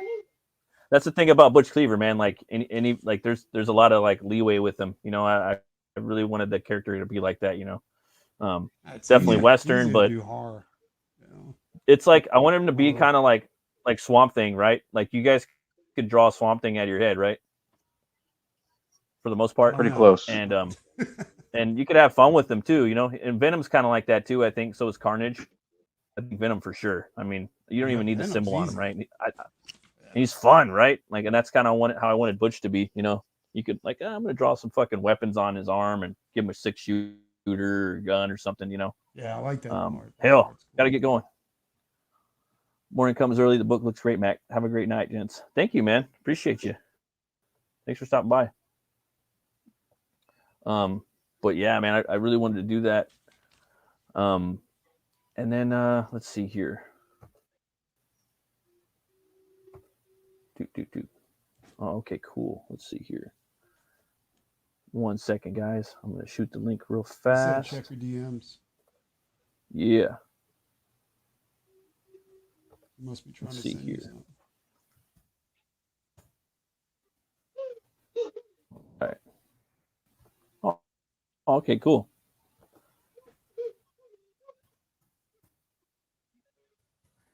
Yeah. Thanks again for coming, guys. It's awesome. You've been working on Goblin Girl right now too. I've been working on putting together the like some of the stretch goal thing to get stuff out to the printers, that I can get things right now together so that eventually that all I have to do is print the books, the main books anyway. Nice. So I'm gonna try and get all the extras ordered up, hopefully here before the end of the year. And that way I'll be able to do some updates and show some people some stuff instead of going, "Hey guys, I'm still sick. Hopefully we'll get this done soon." Because I got sick, so back the book looks. Yeah, there's like 2 people that have already like gone on my campaign, have been like saying, "Let's just be honest, this is never coming out," and I'm just like, "What the fuck?" It is. So I'm dealing with that now. Has it been that late that you? It's probably, I think it's like a year and a half late right now. There's later campaigns. Yeah. Yeah, there's later. It's all I good. promised other dates, and I should have just like, I don't know. I don't know if I should promise dates so early, but there were so many things that happened out of my control. If you're gonna make me wait, just don't make me wait and then be disappointed. That's Oh no, I if somebody's disappointed by this, I'll be surprised. I mean, I've been like, there's stuff that I haven't even shown on the campaign that is like crazy better than the stuff. Like, there's stuff I can't show on the campaign, obviously, because it's too violent or like whatever, and I don't want to get my campaign to have any more issues. I was gonna back the black and white version, but then I seen all the effects you got in the colored. Yeah, like, dude, it's I'm only getting half the story if I get the black and white. You know what I'm saying? Yeah, kind of, yeah, because Billy's going crazy with color. Billy's doing a dope job on it. I requested it to look like it was all painted like, you know, like Dan Brereton style, and he's like going in there and just going crazy with it. So I saw a page the other day, and it was like, I would say it was 60% done, and I was like, "This is perfect." And he's like, "I'm not even done yet," and I'm like, "I know." But that's awesome, man. But yeah, there's been a couple pages that I've seen him finish that I was like, this should be tweaked, and I'm like, but don't worry right now, like, just get through the pages, and then we'll go through them one by one and like adjust things here and there that need to be adjusted for whatever reason. Other than like, I mean, most of the time he asks me, like, as he's going, he's like, "What color is this person? Like, are they somehow related to this other person? Is this the same guy?" Like, and I'm like, "No, it's not." So, just those things for right now. But there's some like tonal coloring choices that he used on a couple pages, and I'm like, "You're gonna have to adjust that later," because I liked it how it was the first time. But for the most part, it's all looking pretty good. I had the pleasure of hanging out in Discord with them and seeing some of the pages, and they're fire, dude. They're crazy. Yeah, and the trading cards, we just nailed down the layout for that, so it's just a matter of putting the images on the backside for the actual cards and putting them together. Have you found the ordering the uploads and stuff like that fairly easy for that company? I had the page where, I don't know if you sent me the link or what, but I found a link that goes directly to the page where it asks you like, it asks you all the specifics you want on the card, and then like, right, it has a thing in there that says, do you need a template and like all that business. Okay. You haven't placed the orders yet. You're still messing with it. I have not placed the orders yet. I did like a thing where like I went through and put all the numbers in and just saw what it was going to cost, and they're pretty reasonable. So yeah, it's not bad, dude. They're pretty good. No. And if you do special effects, like special coatings and stuff, that's where it gets more pricey. But yeah, I was gonna ask Dan, would you be down to come on? Because normally, like Thursdays, I do this show called Open the Gates, where I have creators talk about their campaign and their crafts. Would you like to come on maybe in a few weeks? Talk about Goblin Girl? Dope. Sure. Hell yeah. Sweet. I'd love to do a deep dive on that. That'd be awesome. Yeah. How's everything going? Oh, I'm sorry. What were you saying? I was gonna say I could probably show off some pages of that other book too. Yeah. I'm gonna be doing. Yeah. That'd be dope. Hell yeah. I drew 4 pages last night, and I got a couple more I got to do just to pad out some things. I can't wait to check that out, man. Damn, that's fucking coming along right there, Preston. That shit's fucking sick, dude. Yeah, I'm loving it. Love this electric eraser. I saw that, man. Like, I you know what's funny? Like, I just started using like erasers a lot more lately, and whiteout, and like for just lighting, and I wasn't doing that a lot my whole life. Well, I had to get 2 of them. One for the thicker eraser and one for the fine. Yeah. Oh shit! There's 2 different sizes of electric. Yeah, but the thing is that you have to get rechargeable batteries for these fucking things. Oh shit! Okay, I'm gonna have to pick your brain on that. So quickly, you know what I'm saying? Hey Preston, you want to come on my show later, like in a couple weeks too? Yeah. And talk about like just might like have some non-Devils pages to show off. just like your Nice. just you. We'll talk about like your art and stuff that you're working on and stuff. Pick your brain a little bit. Okay, cool. Hey, Jason, how's everything going with the Absolute Verse? Yeah, good, man. I got 5 pages left and I'll finish up One Stormy Night. Then I could maybe think about either launching it or still holding on to the sign-up list. Let's just face it, that campaign is collapsed. Yeah, it's never done. coming out. Never gonna come out. Only 5 pages left. That campaign is a cancer on Canceled. That's what they say about my campaign.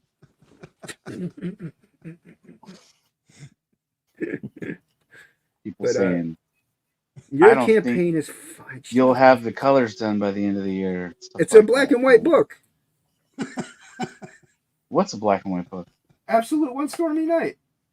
Oh, I wasn't talking about you. Oh. Okay. Yeah, it's coming along, man. That's awesome, playing man. around now. I'm just playing around now with this. This is nothing. This is just me having some fun. Okay, what page is that, Jason? What's what? What's what? What page is that? This is no page. This is just me drawing. I'm doodling. Nice. Disappointed. It's just I thought that was going to be a page on the interior. No. That would make no sense. Why would this be? Why would that make no sense? Where would this go? Wherever you want it to go, Jason. It doesn't go in this, but it doesn't flow with the story at all. Like that could be the first page of the book. Then when they get to the second page, they're going to be confused because it's a totally different. They'd be hooked. They'd be hooked already, just like that character's hooked. They'd be disappointed because they're like, this has nothing to do with the rest of the story. Jason, I've seen Heavy Metal Magazine. Most of that book doesn't have anything to do with the rest of the story. Yeah, but I'm not doing heavy metal. I'm doing that didn't stop me from buying like 40 or 50 issues of it. I'm doing an ode to Sin City and G.I. Joe by doing a silent book. Oh, I see. I wanted to show a little bit of Goblin Girl. Show it. Show it. There it is. Check this book out. That's the little bit. That's all they get. Yep, canceled. And then we'll do a deep dive too in a few weeks. But come check out the beautiful book, man.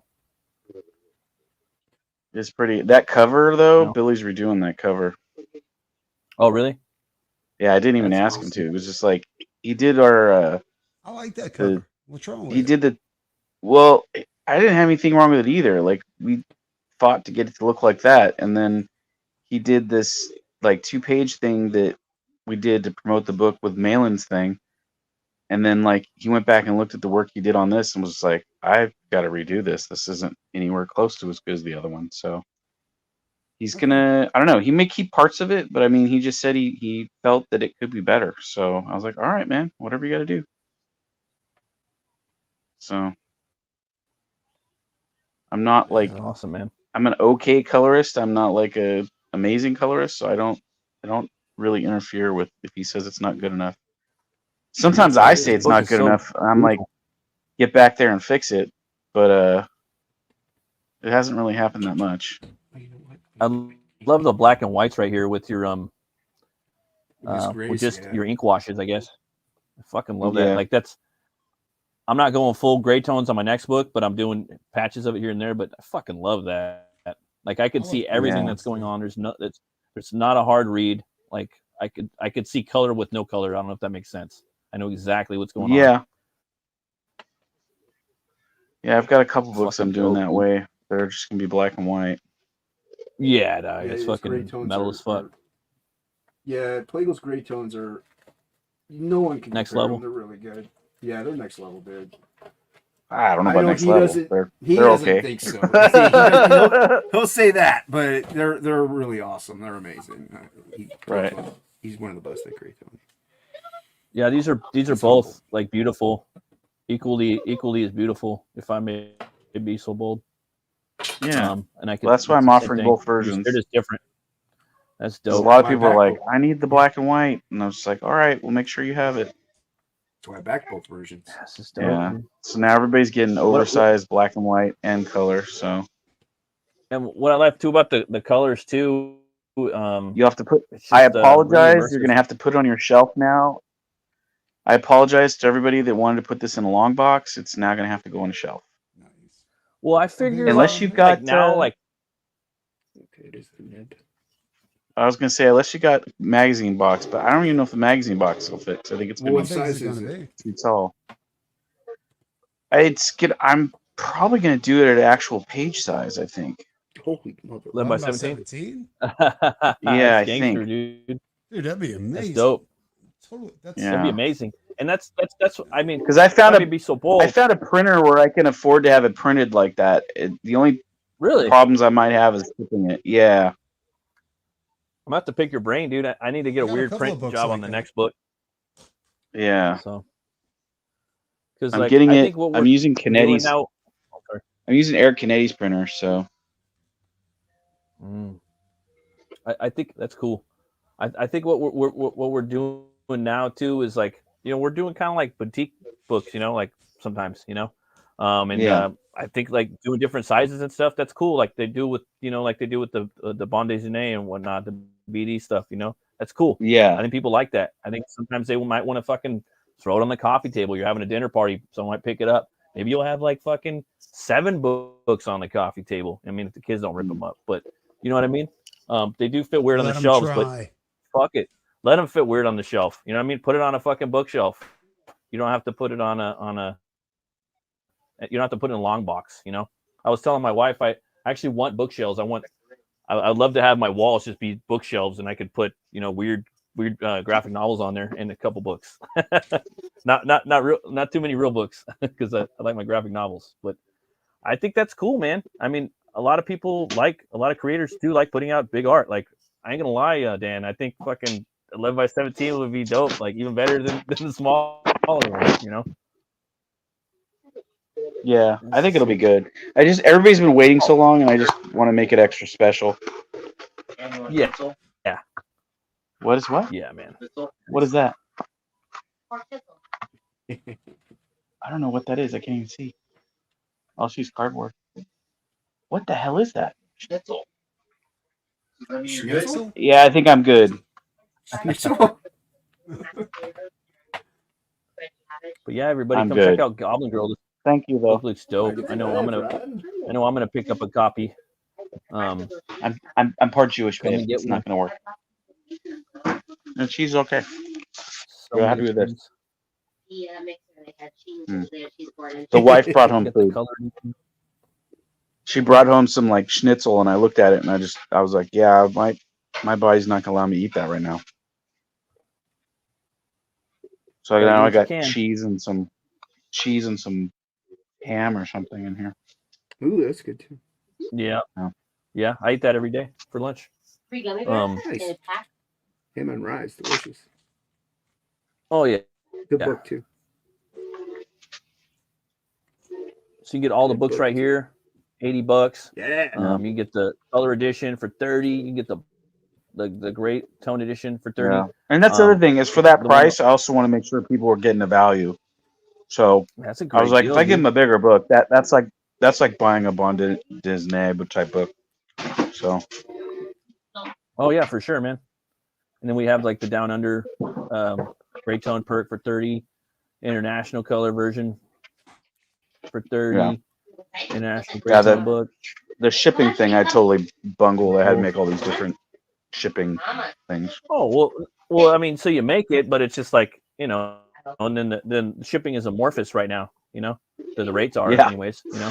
Well, it's even more amorphous now. That's what's crazy. It's like, I Yeah. was like, I'm gonna have to go back and work or something and get some extra cash to finish this thing off. Oh yeah, for sure, man. Pick up an original page art, guys, right here, $300. You will not regret it. Yeah. There's only 8 left, so come check out Goblin Girl, everybody. And I'm gonna play the trailer real quick for y'all. Yeah. It's right down the street from this place. It's the only time I ever ate there. No, you ate there with us at 38. I remember you very specifically meeting us. We had pizza and then you Oh, yeah, it's like an old building, right? Yeah, it's off. It's right down the street from Myrtle. Yeah.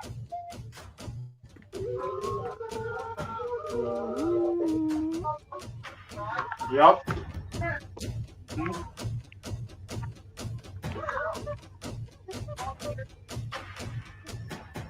Well, they sealed around every hole.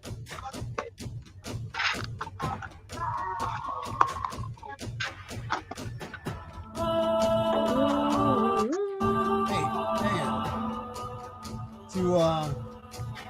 If I canceled, like, do I have to cancel my perk that I backed, like the color edition? To Do you have to cancel it? No, to go ahead and back all the books plus the OGG. Would it be easier if I did that? Like canceled it and then rebacked it?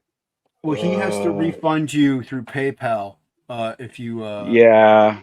Because it's been so long. So or can I just send you the difference? Yeah, I was gonna say I don't know if you could donate the difference and just email them and we can remind PayPal you the difference. I mean, you could, I guess. I don't see why not. And you can make like a note. And I'll make a note. I mean, I'll remember. Also, I'm sure Preston will remember. Yeah, it just comes time to fulfill put your name. I mean, I'll remember that you asked. Yeah. I mean, nobody else has asked me personally, so. And I'll just make sure we you hang get out it. with Preston, so it's pretty easy to remember. Yeah, I'll just make sure you get it. Don't worry about it.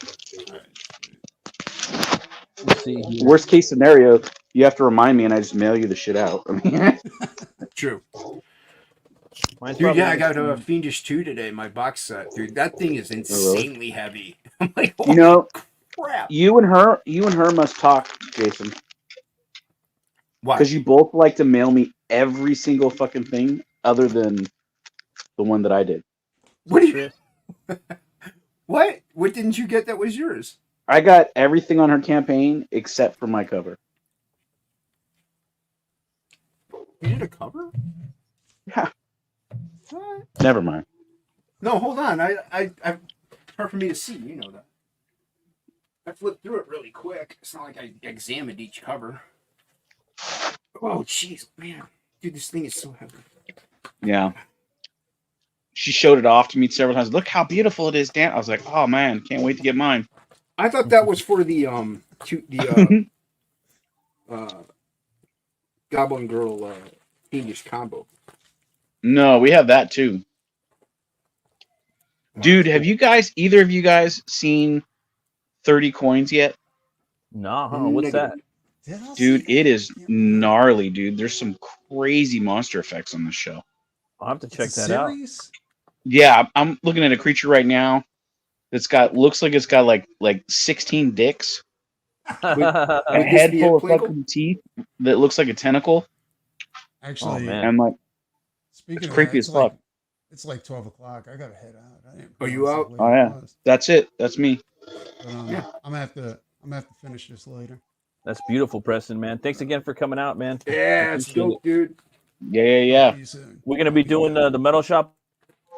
Yeah, we have to. It's the night before. It's the night before Halloween. We got to do it. That's what's up. Oh man, what are we gonna do, man?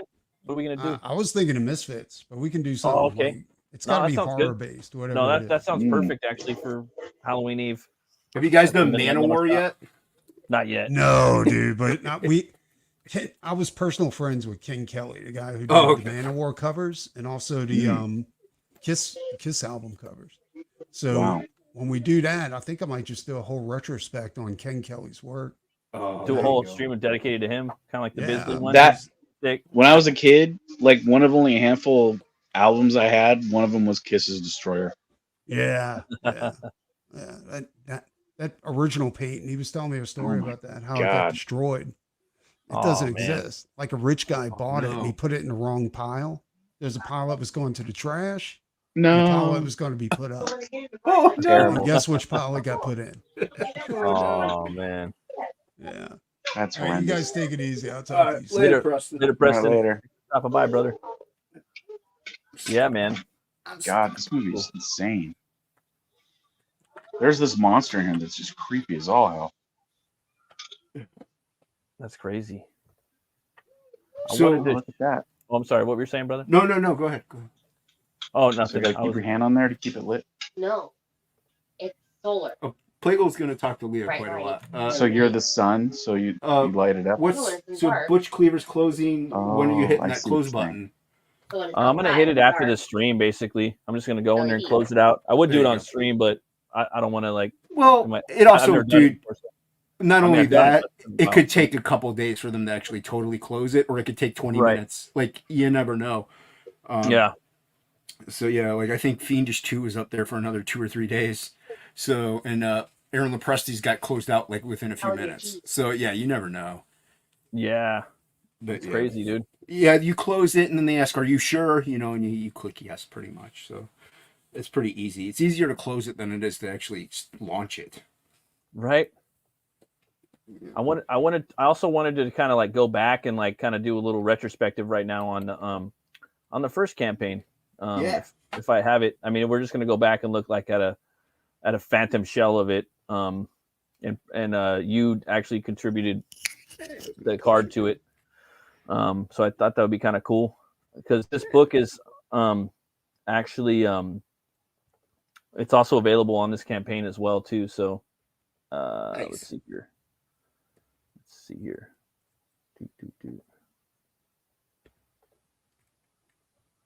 Boop. So this is the first book. You guys can pick this up on the campaign tonight too. I picked it up. I picked up 1 and 2. Oh, sweet. And this was a sticker that 6 a.m. did at the time. Yeah, man, that was fun. I actually think that was one of the best, not just because it's my character, but I think it's one of the best stickers he's done, or I mean, pieces 6 a.m.'s done. He did a new one too for Butch Cleaver, too, where he's riding the bull. And that one everybody's gonna get, but this was kind of like back then, you know, and that was a cover I did. Rotten Glory, because I compiled all of the first floppies, Butch Cleaver 1, 2, and 3 into one book, one graphic novel. And Rotten Glory was like, "Hey, dude, you should do a new cover. You're coming over to CG now, so put a new cover on it." And I was like, "Ooh, that's a good idea." So I did. I got to do that, and I was starting to get a little bit better at drawing. Every year we level up if we're still drawing every year, I think. So we get a little better, you know. So it was like a good opportunity for me to try to get in there. I was talking earlier on stream about the bone void.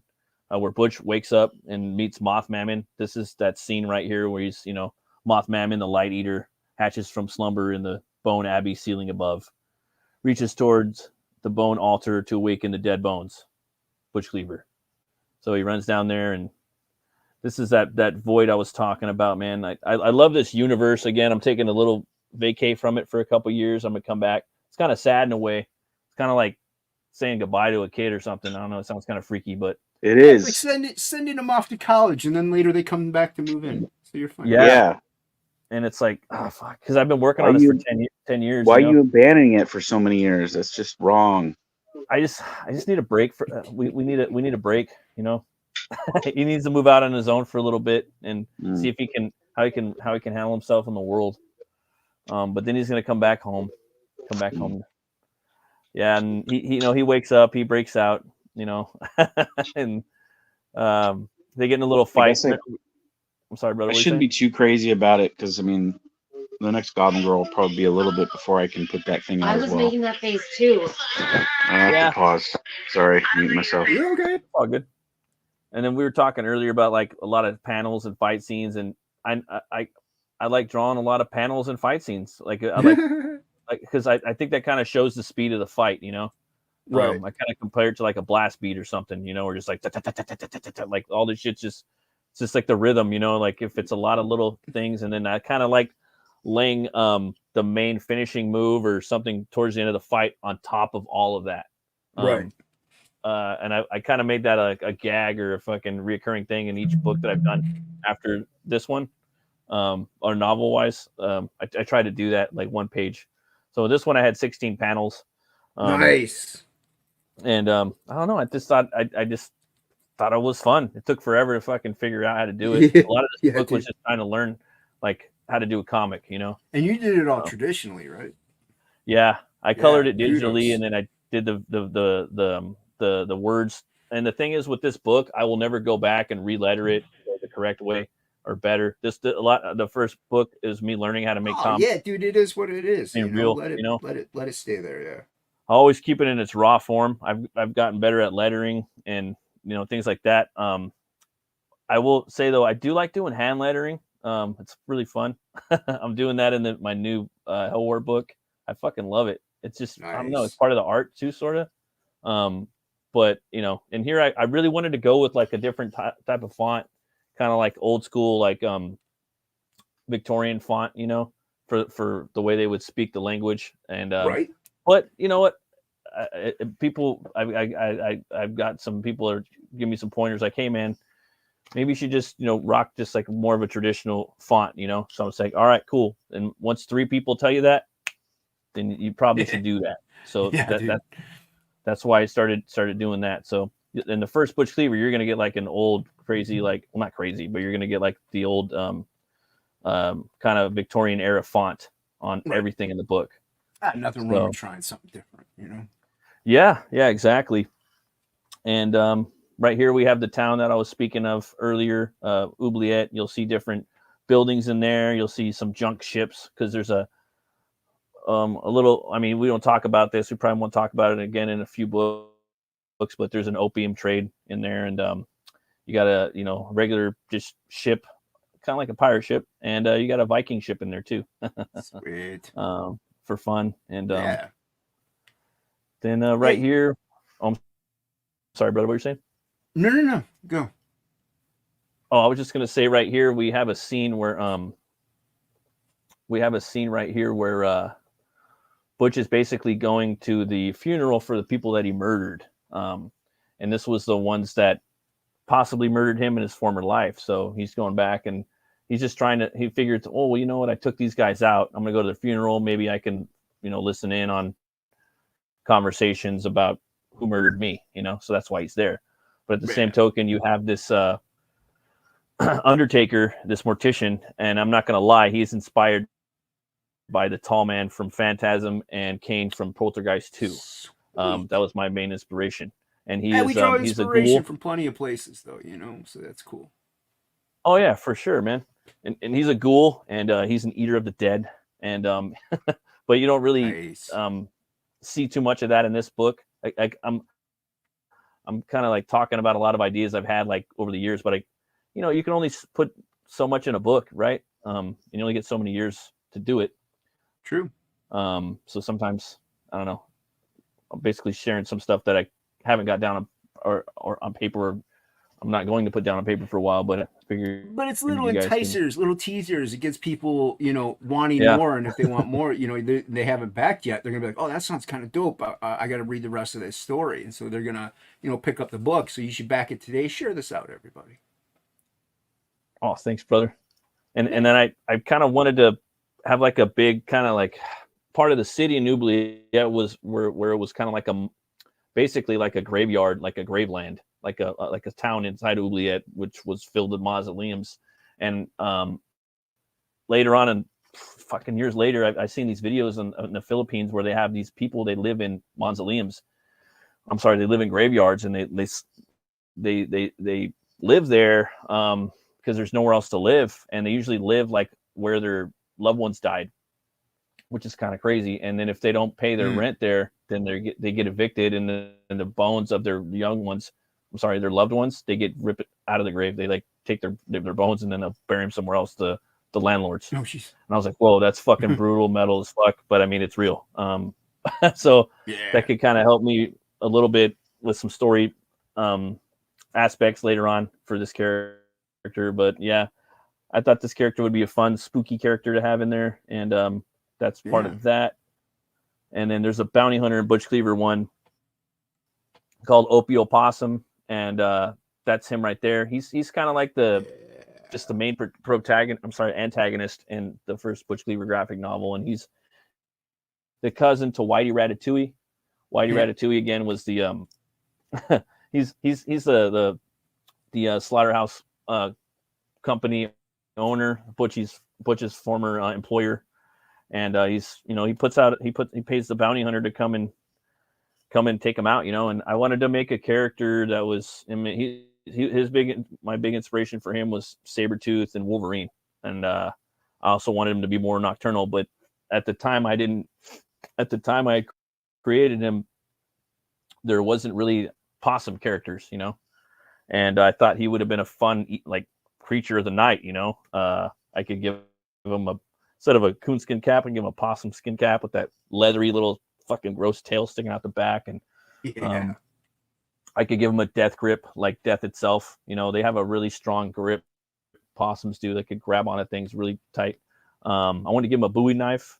Kind of make him a cannibal, but you don't really see it too much. Well, I mean, a little bit. He eats Butch's bones. It takes a couple bites out of him. Nice.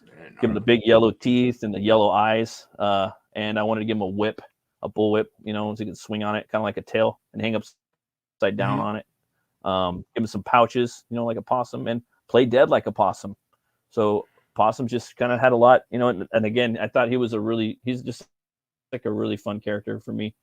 A lot of these characters came to me, dude. Like I remember, like, I had an argument with my wife, and I laid down one night, and I woke up in the middle of the night, and all these characters just flooded into my head.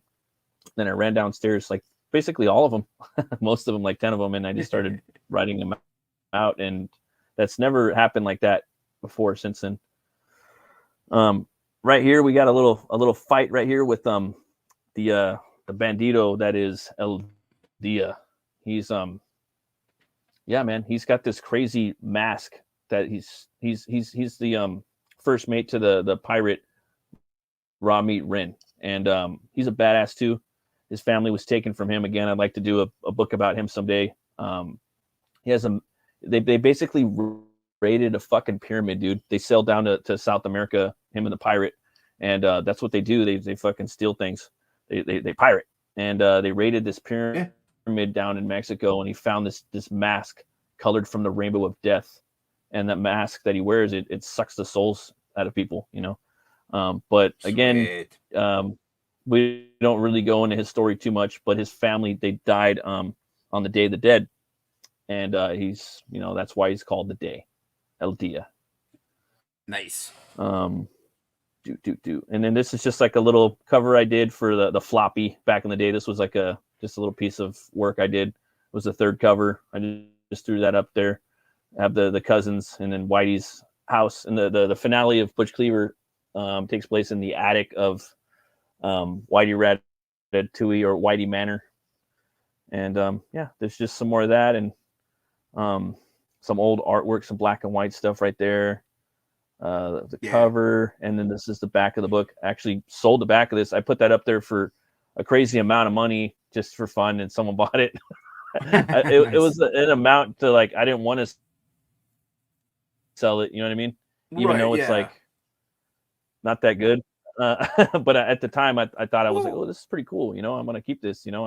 I'm somewhere, like, I'm getting better, you know. Someone fucking bought it. Like you said, we're all growing, you know, every single time. And what's great about showing, you know, having these. I'm not growing. I've slowed down. But it shows people, you know, how far you've come. You know what I mean? So it's pretty cool to have these up. Yeah, man. Like, totally. I 100% agree with you. And just keep growing as artists, you know. And I wish that I had more time to just fucking draw and just, like, do just studies on things, you know. Like, I'm going to draw some perspective buildings right now from, like, a worm's eye view, or, you know, I'm going to draw some hands right now, or draw some heads. And sometimes it's hard to cut out time to just get in there and do it. And perspective, you know, has to be in perspective. Most of the time, you know. Let's see here. Yeah, sometimes perspective is, I don't know, kind of overrated in my opinion. Sometimes it just depends, but 90% of the time, no, you gotta have it. See, Pops. What's overrated? Pops. Perspective. I said 90% Why do you of the need time perspective? You gotta have it, but... You just make up your own fucking thoughts. You know, you don't need somebody else's perspective. Just use your own perspective. That's right. Pops makes things happen. It was on the Madness too. I hate everybody's. All right. Yeah, whatever happened to Content glory, we Pops? Did miss he you. ever find a place to land? I don't know what happened, man. U.S. possums are so ugly. Yeah, they are pretty ugly. He was like Got homeless them all for like over. a while I'm or growing. something.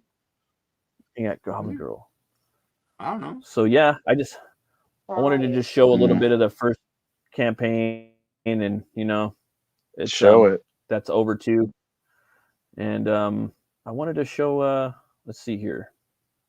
Whip it out. Here. Thank you, Leah. I remember shitting all over Butch Cleaver #1. I was like, this Really? book, who made this book? And then I was like, yep. Then I had heart disease, and then I got cancer, and I was like, you know what? That Butch Cleaver book, I was all wrong. So wait, I you're was given saying God gave me a cursed? second chance to back Butch Cleaver again. You were And I cursed said, due to your inaccurate I will opinion? take it. I will take my second chance at life. And then You he put backed it cancer in tonight. my liver, and I said, Jeez, forget this dude. noise. I'm going to join Satanism now to see what they have to offer so that I can get well again. Brutal. Brutal. Disavow. The cloven hoof of my choices of decisions. Disavow. Back Butch Cleaver today. Embrace I avow Satan. that. I avow that. No, I don't know. 'Cause Not that's metal. No praising Satan. What? Thanks, man. Satan's metal, isn't he? Yeah, but no praising Satan. All right, fine. So I mean, got Pop's campaign up right here. Oh, I'm sorry. people don't usually say "Hail God." They usually say "Hail Satan," don't they? Isn't that like how that Yeah, works? but they say praise God. Yeah, I say They praise say God. praise God, but Yeah. nobody says praise anything over here in these chats. It's all hail this and Yeah, hail that. I Yeah, say right. aloha. I say I say mahalo. aloha too. I give the shaka every time I can. You know, one in the pink and one in the crevice. Not in the butt, because the finger goes out too far. It doesn't make it in there. It's impressive. Got to keep it clean. Keep it clean. What? That's right. No ATM unless it's a 50 coming out of a machine. Leah, wait, what? I don't know anything about you, babe. What? It's true. Were you putting your fingers? Nowhere. That's right. Never in the stink. Unless you're really constipated and you think you can get it up there past the second knuckle to like clear the passage. Jeez, oh man. I'm sorry, Matt. You know, sometimes your roughage is really strong. Did you take a gummy? What's going on? What do you mean? I licked the stamp. That's all I did. Yeah, that'll do. Matt Barr sent me some stamps and I licked them. Oh no, don't do that. No? No, you're definitely gonna have some medical issues. Maybe you might be seeing some things. Well, you know. Drink lots of orange juice. I don't know what I married. Whatever it takes to bring peace back to the universe, you know. Yeah, just drink lots of orange juice. You'll be okay. Drink lots of orange juice. Why's the Grinch on this campaign? So this is a campaign I wanted to share. This is Pop's campaign. He's basically making a Roku channel for the Madness Network. So Really? for creators, yeah, man. It's going to close out in 5 days. He's almost halfway to his goal. So Pop. How did he get on Roku? He's going to build the channel. So basically, like Hart Fisher, that the creator of like the Jeffrey Dahmer's I know Hart biography Fisher. book, cool. So Hart's guy that made American Horrors. He's that built the whole his whole network. He's offered to build this for Pops, for the Madness Network. And so if this happens, you could basically creators can have they can have their own channel on here within the network, or you could you could have a bunch of stuff played on here. You could advertise your comic. They can show your all kinds of stuff on here, man. and there's different ways basically there's a whole audience out there on Roku, man, that could be seeing us. We're kind of limited to YouTube right now, and like Hart's channel, dude, he gets so many different people viewing that, dude.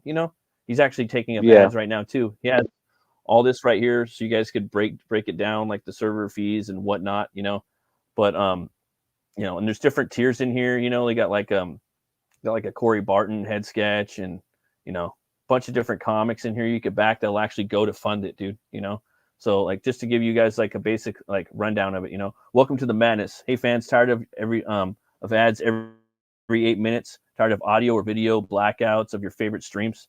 Hey creators, looking for a fresh audience? A new place to be seen? Hey content creators, tired of the YouTube overlords and censorship? Tired of the rules changing weekly? Hey comic store owners, tired of placing ads in places where you do not target your best possible audience? Hey sponsors, looking for a platform that wants to place your ads where people who actually care will be watching?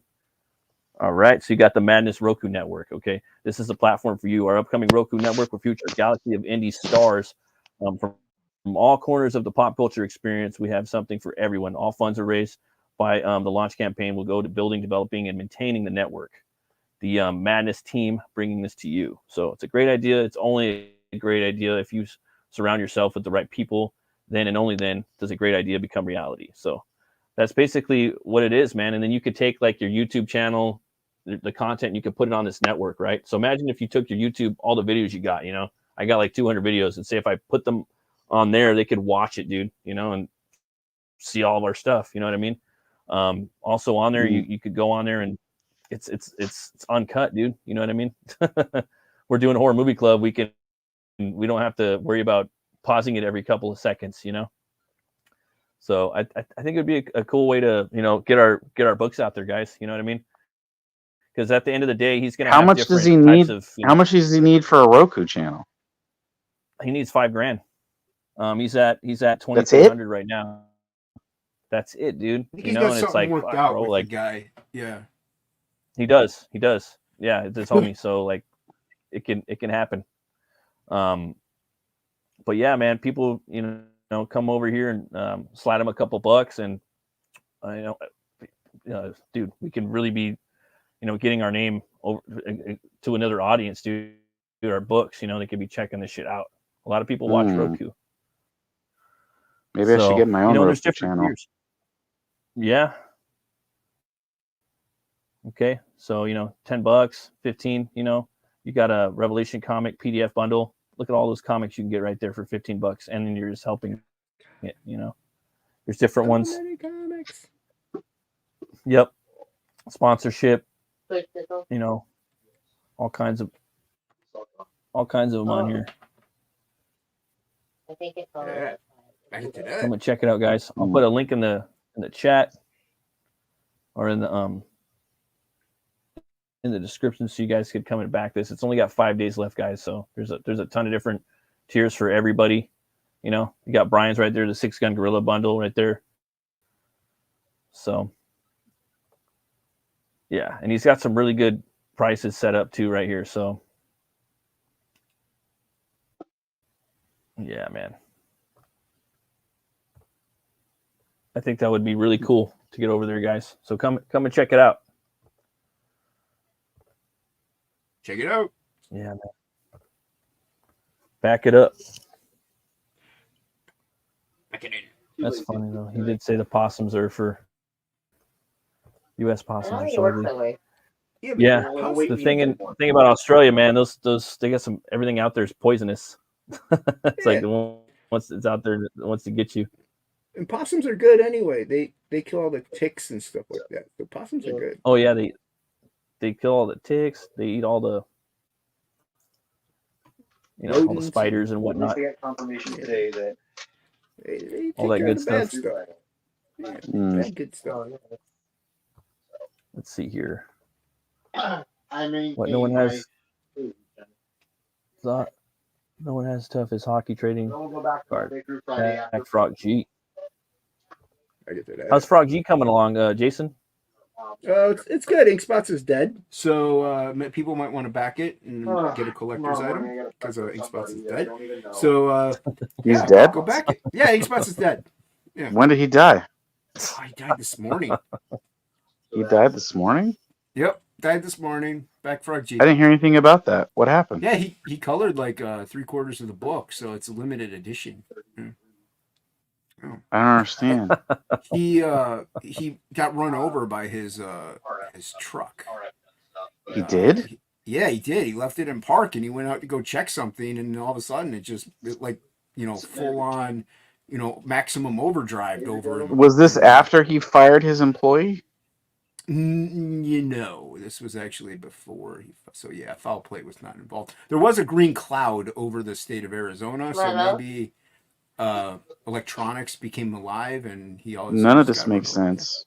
It happens sometimes, so you might want to back Frog G today. And, get Jason's a making item. up random shit now. No. It's Ink Spots is dead, and you're not going to get any more Ink Spots work unless you back Frog G. My bestie. No, it's coming along good though. Dude. Yeah. My Lolo. Yeah, I see. I see some of the posts he does on I don't Twitter, need runner up. I can't wait. It's just like one of those well-nurtured books, dude. That one and Goblin Girl. It's just beautiful artwork, man. His work got so busy that he just couldn't get to pages, so that's why he's behind. The line art is completely done for the main book, so I finished my line art in June, end of June. So yeah, but yeah, he's coloring away, dude. So yeah, it's looking dope, man. These colorists, I tell you. Yeah, that's why you should just do a black and white book. You don't have to worry about them or color it. That's yourself. true. That's why Absolute One Stormy Night, full on black and white, 24 pages. Sign up today. You got the sign up right now? Yeah, that's in sign up. I'm hoping Eric Weathers really ends up coloring my book. You want Eric Weathers to color your book? I mean, lettering my book. Sorry. That he might be, more inclined to do that. Yeah, Billy said he might be interested, so we'll see what happens. I'm talking to him next Saturday, so I'll put in a good word for you. I don't know. That sounds dangerous. All right, I won't put it in any words. Yeah, I wouldn't even mention you know me. I'm gonna say that you're actually the new colorist on Frog G. Ink Spots is dead. Okay. Yeah. All right then. Yeah. That's what happens when you have dead colorists. You gotta find a replacement. We can do that. How's page 1 coming there, Jason? This isn't page 1. This is just a random free flow illustration piece that I'm gonna watercolor later. This is nothing to do. It was page 1. No, this isn't page 1 of Absolute One Stormy Night. This doesn't make any sense in conjunction with that. That's about the Samurai Priest. I absolutely think it is. It says nothing. No, no point does the Samurai Priest come in contact with anything in this image. Yeah, he could, but he doesn't. I'm well, almost done with the book, but he doesn't. I'm almost done with the book. The book could be better. The book could be better if you put this in as page 1. People are hooked instantly. You got something interesting going on that somebody wants to flip through. Yeah, but once they flip to page 2, they're gonna be like, "What's going on? This makes no sense." Well, you just add some more pages to pad it out to put it in there. No. Then it's no longer 24 pages, and it costs more. It'd be like Pulp Fiction, it'll wrap itself around to the storyline where they connect eventually. No, man, that's gonna be more than 24 pages. It's gonna cost a lot of money. Jason, it's not that much more. That's a lot more. That's why it's only just 24 a little pages. bit more. It's affordable. How much more? How much more are we talking? Just get it printed in China. No, because then it'll take longer to get it shipped to me. It's longer, but it'll be cheaper.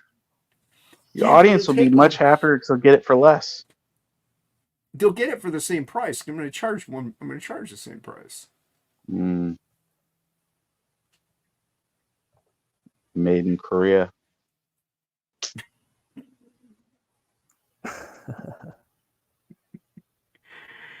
This is what happens when you get Playglow on a stream, Matt. I'd like to take a look at Frog G. For people who haven't seen Frog G, come check it out, guys. There's the frog. Goblin Girl, Butch Cleaver, the Roku network for the madness. I mean, you guys coming back these campaigns, man. Yeah. You know, like we do need to get like building a Rumble channel. Roku has a lot of viewers on there. So, and Frog G, like I said, beautiful artwork right here. Next level shit. Look at the backgrounds right there. That's all in the that's all the formerly known ink spots. Rest in peace. In the background there. It's all him. The one that went by ink spots. Yep. Are you the man they call ink spots? Not anymore. I feel ink spots isn't really dead. He no more. He could be. Oh. I don't know. So Frog G is this? In a while. It's about this mechanic right here that gets transported to another world where he has to fight monsters and beasts. I mean, folklore, yes, but right? no. It's the mechanic, yes, but he gets turned into a frog by that lady, that hag that's in that old hag. She curses him and turns him into a frog, and then he goes on a quest to get to turn back into a human. That's where the otherworldly stuff comes into play. So yeah. And then he gets people to lick his back, and then they hallucinate. That does not happen. That does not happen once in the whole series. What? Yeah. And no, that would be pretty. What kind of frog book is it? What kind of frog book is it if people aren't just licking his back and getting high? Because this is a all ages fairy tale type book. It's not. It could still be a fairy tale for all ages if they're licking his back and hallucinating. No, that does not promote proper, heroic behavior by hallucinating and licking frogs. No, I love this book, man. Thanks, man. Yeah. And that's the true form of the, one of the forms, actually, of the voodoo priestess that turns him into a frog. So she's an old hag in the beginning, and then she's like, oh, would you have treated me like crap if I looked like this? So she just does that. Like, that's, verbatim, whatever. But, yeah. I mean, that's what one of her forms, because she's a shapeshifter. And inks is such a I good... can hear the drums now. She's a good colorist, man. This artist. Was. Rest in peace, ink. Yeah. Oh yeah, was. That's right. Yeah. So you might want to back it to get a collector's item. Yeah. And that's the Matt Yaki cover for the supplemental. And the supplemental on the inside is actually drawn by Ink Spots and then digitally inked by me. 2 Matts. Nice. Yeah, and that one's So Ink Spots is was a very talented penciler. So rest in peace. In his time. Yeah, in his time. And then you have the beautiful Irene Strakowski Billy Basco cover. Came out amazing. It's a virgin cover. It's going to be as is. Look at that gorgeousness. Pretty metal. It's got a lot of gore on there too. It's got more. It's got blood in it. There's not that much.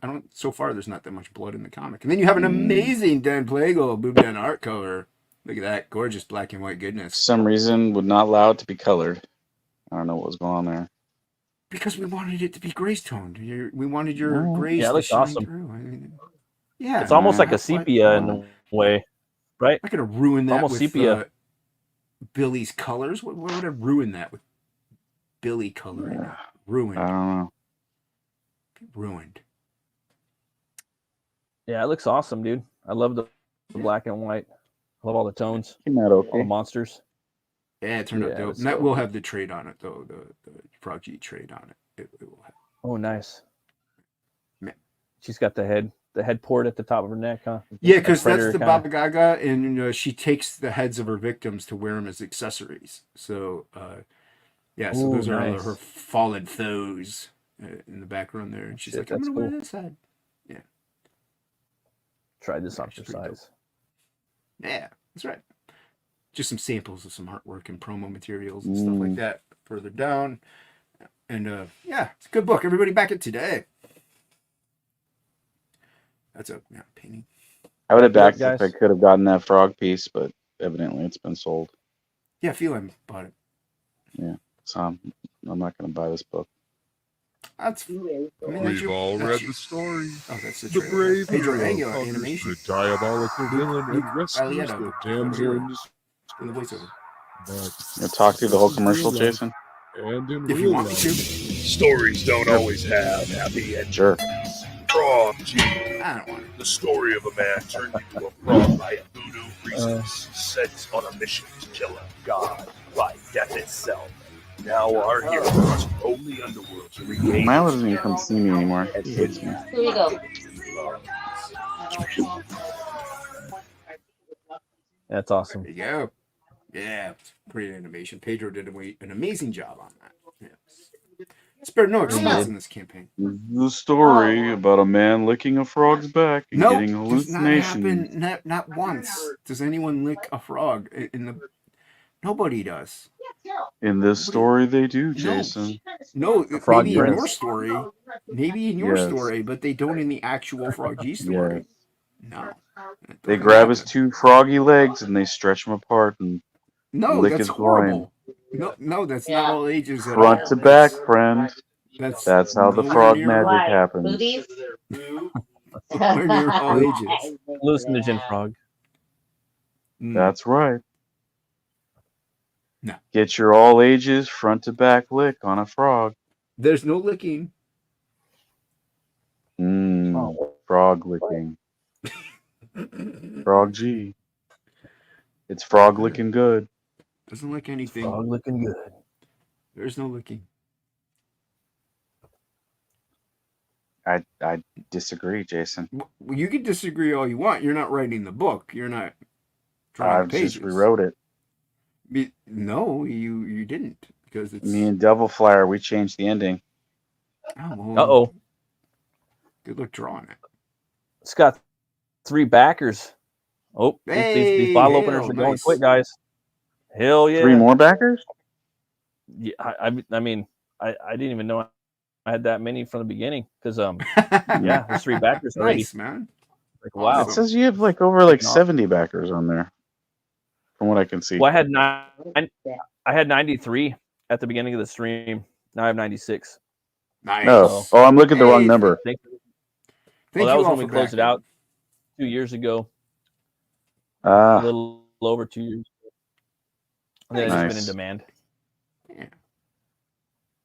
But you yeah, guys who backed thanks it. everybody. I figured I'd go over the tiers real quick. There's not too many. I do want to say too, I do have these Butch Cleaver t-shirts too. I have a few of these left, medium and large too. So if you guys hit me up in a DM, we can work something out if you're into that type of thing.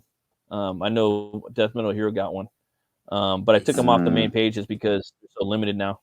But yeah, I have them. I never really talk about that, but maybe I should more. And then they have the Rune Cutter Comics logo on the back. So a lot of shirts, they don't have front and back logos. So I really was adamant about getting those like that when I made them. But yeah, I got the Bone Barrel too right here. It has the 2 books and then a sketch by me, inked up, and it's on a Bristol board. It's on a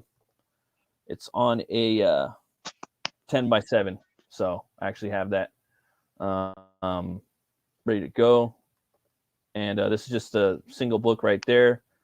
The single first print of Butch Cleaver one. They're all signed. If you guys don't want me to sign them, just send me a DM and I won't sign it. On Twitter, I'm at Runecutter Comic. If you guys want, there's Butch Cleaver 1 and 2 right there for $50.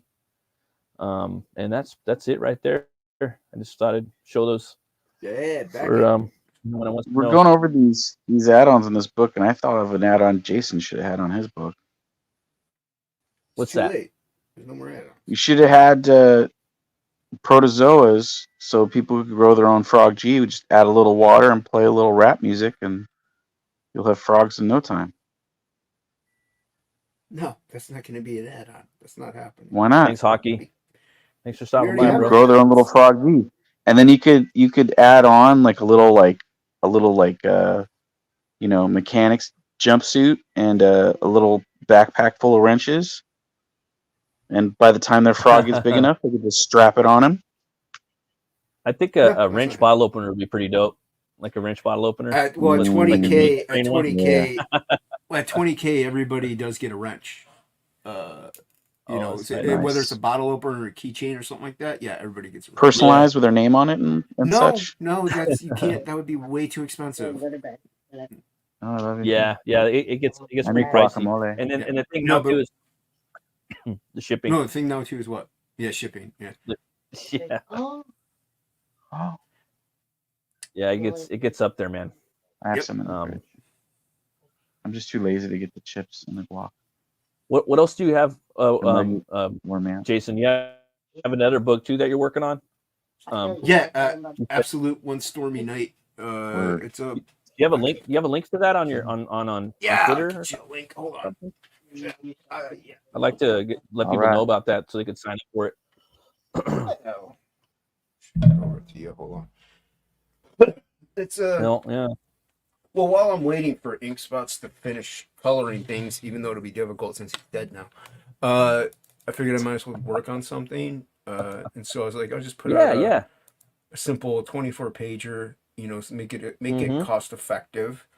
Right. And see how well it does, see what it does. And so I've been working on that now. It's just about the samurai priest going on an adventure, but it's gonna tie in a little bit to the IP itself of Absolute. So you're gonna want to pick it up because there is a little relevance in a way. What's that? Oh yeah. Apparently don't share it out enough. Okay, here it is. I think I think that, you know, it's cool, like for me, because I was working on Butch for like 10 years. And I don't know, man. I think it's kind of cool to have a couple irons in the fire. I was totally against it, but now I kind of see why certain people do it, but do it strategically as much as possible. Like for me, I'm still trying to figure out the strategy, but like right now I'm working on Hell War, and I'm also going to be working on a Puritanian with Brian Christgau. So I'm going to get to work with him. That's going to be fun. I would like to know what I did to get the funding I got so I could repeat that shit. You made a cool book. Link is in the private chat. Yeah. You made a dope book. But a lot of people make really cool books, but they don't fund that much. You made a really cool looking book with, I mean, it's got sex appeal, it's got violence, it's got action, it's got fantasy, it's got great artwork. And also we did, like Frog G even did really well. So we actually launched our books during good economic times as well. So what it is. It's the economy. Yeah. So it was a factor of a lot of things that made your book a success. So that's what you did. Yeah. I think that's definitely what it is, man. And then I think it's going to bounce back in a couple of years, probably, or maybe I don't know, a year or so. I hope so. Well, that's another reason why I'm. That's another reason why I'm doing this Absolute One Stormy Night book is it's going to be affordable and it's going to be low cost. Even the shipping is going to be low because it's a light book. So it's just, you know, something that I could put out there that it's not going to cost $25 to back it with $10 shipping and all that stuff. So it'll be you know, hopefully people will like it, and then I do the storytelling properly. We'll see. But so that's not like the top image up there. That's not going to be the cover. That's just a placeholder, really. But, sweet, I'm digging this, man. I'm loving this. Yeah. So I think that's a good idea. You know, I think those little like shorter stories too. Like I wish that like more people were into anthologies too a little more. You know what I mean? Like I think they're fucking awesome. Like they're just real hit it and quit it type things. You know, you get in there, you get out, and I think. Like say like if you were to do short stories sometimes or anthologies, a little more people could get more frequent books sometimes. I mean, obviously you might want to have like your main thing, but again, going back to like doing like multiple things, you know, like finding your system, you know, again, like I'm trying to find a system to do it, but I think that's a cool way to go at it, dude, you know? Well, Ink Spots and I were talking about doing kind of like a flip book where like, you know, it's 48 pages, but 24 is my side, and then you flip it over and then the other 24 are his side. So it's just something we've been, you know, pushing around between Absolute and Metal Mayhem Rock Boy, that we could release like individual little stories. So like I said, this one was just me. Like it's gritty, it's loose, it's sketchy, it's not as tight. Yeah. So these pages, like I do, when I draw a page, it only takes me a day to do a page. I don't sit there for like, you know, 3 days working on one. So it's quick. Right. It's supposed to be gritty, you know, and loose and just fun. And you know, hopefully people will enjoy it, and it's cohesive of a story because there's no dialogue. So I just hope I do it right, and we'll find out whenever it launches. So yeah, I'm sure you will, man. It sounds like fun, dude. I like the what was it? Shotgun Samurai with Jeff Darrow. I don't know if you ever picked up any of those. You probably have, huh? I didn't pick up Shotgun Samurai. No. I'm sorry, not Shotgun Samurai. not Shotgun Samurai. I'm tripping. It's the one Jeff Darrow did. It's was it Shaolin Samurai or no Shaolin Cowboy? I think that's what it was. Oh, Basically, it's I might know what you're talking about. I don't know.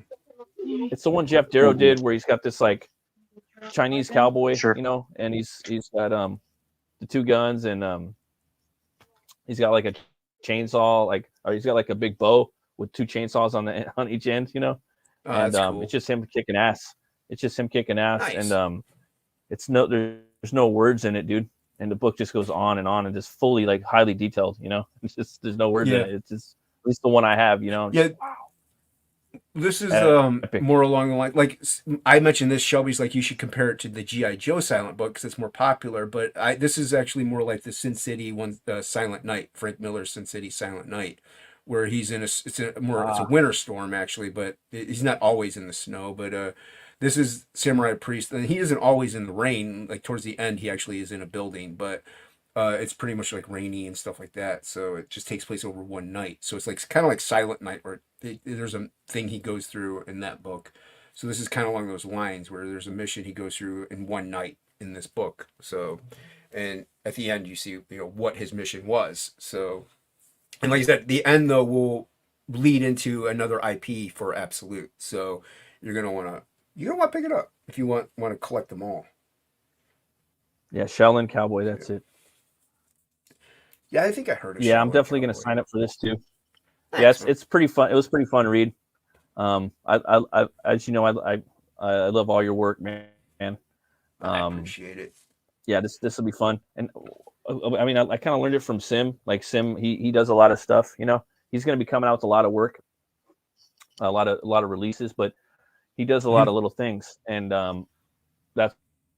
I've been doing that route lately, and man, it's been fucking awesome, dude. Like I work on one thing and I work on another, and the main thing I'm working on, I don't get too burned out on it because I get to take a little quick, day off from that and do like a fan art piece or something, or maybe take a piece in a competition or something. And I come back and it's like, oh fuck, dude, I'm like back from the well of rejuvenation, you know. I'm ready to like kind of work on my main thing, you know.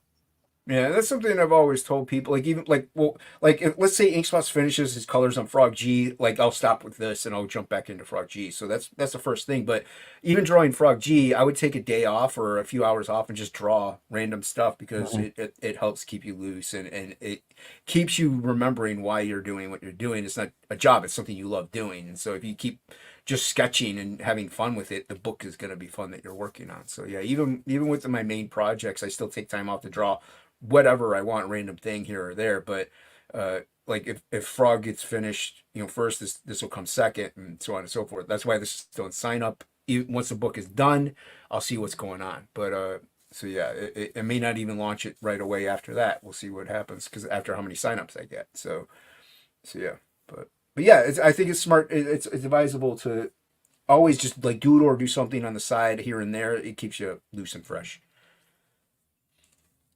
So, yeah, definitely, man. And like for me, like I wanted to work with Brian, dude, because he's a great writer. I loved his 6-gun Gorilla books, and just hearing the stuff he's been working on with Sim and Preston behind the scenes. Brian's gonna have a lot of shit coming out next year, and just like damn, it'd just be an honor to work with him to come up with a story. So me and him are working on something now, kind of like a witch hunter type vampire hunter book, Puritanian. Sweet. And it's actually a character that I came up with from the Butch Cleaver universe, and we're taking it back a little bit before that. Yeah, well, I mean, Butch is in the 1800s. I specifically didn't specify when it takes place in the 1800s. That way, it leaves me open to go from 1801 to 1899. You know what I mean? Yeah. It gives me more room, dude, because then I could kind of experiment more with technology and gears and cogs and more of a steampunky and shit if I need to. I don't really like steampunk stuff, but if I wanted to, do something with tech, I could do that, Right. Or if I wanted, I don't know. I'm not really into steampunk, but I don't know. But anyways, with the new character, man, like I don't know, it's gonna be a lot of fun, and man, I'm just really excited. I just want to keep making these books, and I love being around company like you and Dan and Preston and Brian. Like it keeps me motivated to keep, and it helps me remind myself of why I'm doing this still, you know, because it could be kind of daunting, you know. You know, we work a lot, and we come home and just trying to find out the inspiration why we're doing it, you know. It's just fun being around people like that. So yeah, it's always good to be surround yourself with other creatives. Yeah. What's up, Dan? Not much. Yeah, man. You working on any other so you're doing the one project, and then you got any other like commissions coming up or anything like that? Not that I'm aware of. Awesome. I've covered pretty much that. Yeah, I don't think I have anything going on. Yeah. And then Dan was saying that you might be coming down, Jason, out here. Yeah. I'll be there West. the 10th through the pretty much the 12th. I leave the 13th, so the 10th through the 13th. Jason's coming down to Browntown. Yeah, 10th through the 13th. I'll be there with hockey and everybody. It'll be a good time, man. We're gonna have fun. That's cool. You flying down? You driving down? Oh, dude, I'm flying. I ain't driving. I live in Ohio, man. I ain't driving down over to California. Jason's driving. I can't drive anyway. It would be a disaster. I wouldn't make it out of the driveway. The 62-hour trip. But yeah, no, it'll be a good time. At first I thought I could only do the weekend because I thought I was going to be back at work. And here I could have done a little longer, but at the same time not, because I still have physical therapy. So yeah, but it'll still be a good time. Have fun. That's cool, man. Yeah, hopefully I can meet up with you guys. Yeah, that'd be cool, man. Yeah, it's pretty close to me, so. Yeah, that's what Plago was saying. Yeah, that's what I was saying. Yeah, we had a fun area. Yeah, man. Yeah, cool. Let's see here. Cool. Jason's gonna be sleeping. You right guys here. Yep. You guys know any good horror movies? You guys know any good horror movies right now? New ones or just in general? I guess new ones. Really no. I don't follow too many horror movies. I mainly do comedies. The Void is pretty good. Which one? The Void? The Void. Oh, okay. I like The Void. I'll have to check that out. It's on my pants. I'm always looking for like a good, cool movie to watch or something. Yeah, The Void's pretty crazy. I also like stuff like Event Horizon. That's probably one of my favorite horror movies. Event Horizon's great. Oh too. yeah, dude. Yeah, that's my favorite, like for sure, like sci-fi horror movie. Yeah, it's so good. It's pretty crazy, man. Yeah, it's like Hellraiser in space. Yeah. Yeah. I don't do too much horror stuff, but like when I do like Event Horizon and stuff like that, like I don't know. I mainly gear myself towards like, a sci-fi. Like to me, even Aliens and Alien are more sci-fi than horror. So, but I gear myself more towards like sci-fi, fantasy, action, adventure, comedies, and horror is kind of at the end. And it's mainly a vision thing because I can't really see it, and it's usually really dark. So I'm like, I don't know what I'm looking at. I don't know what's going on.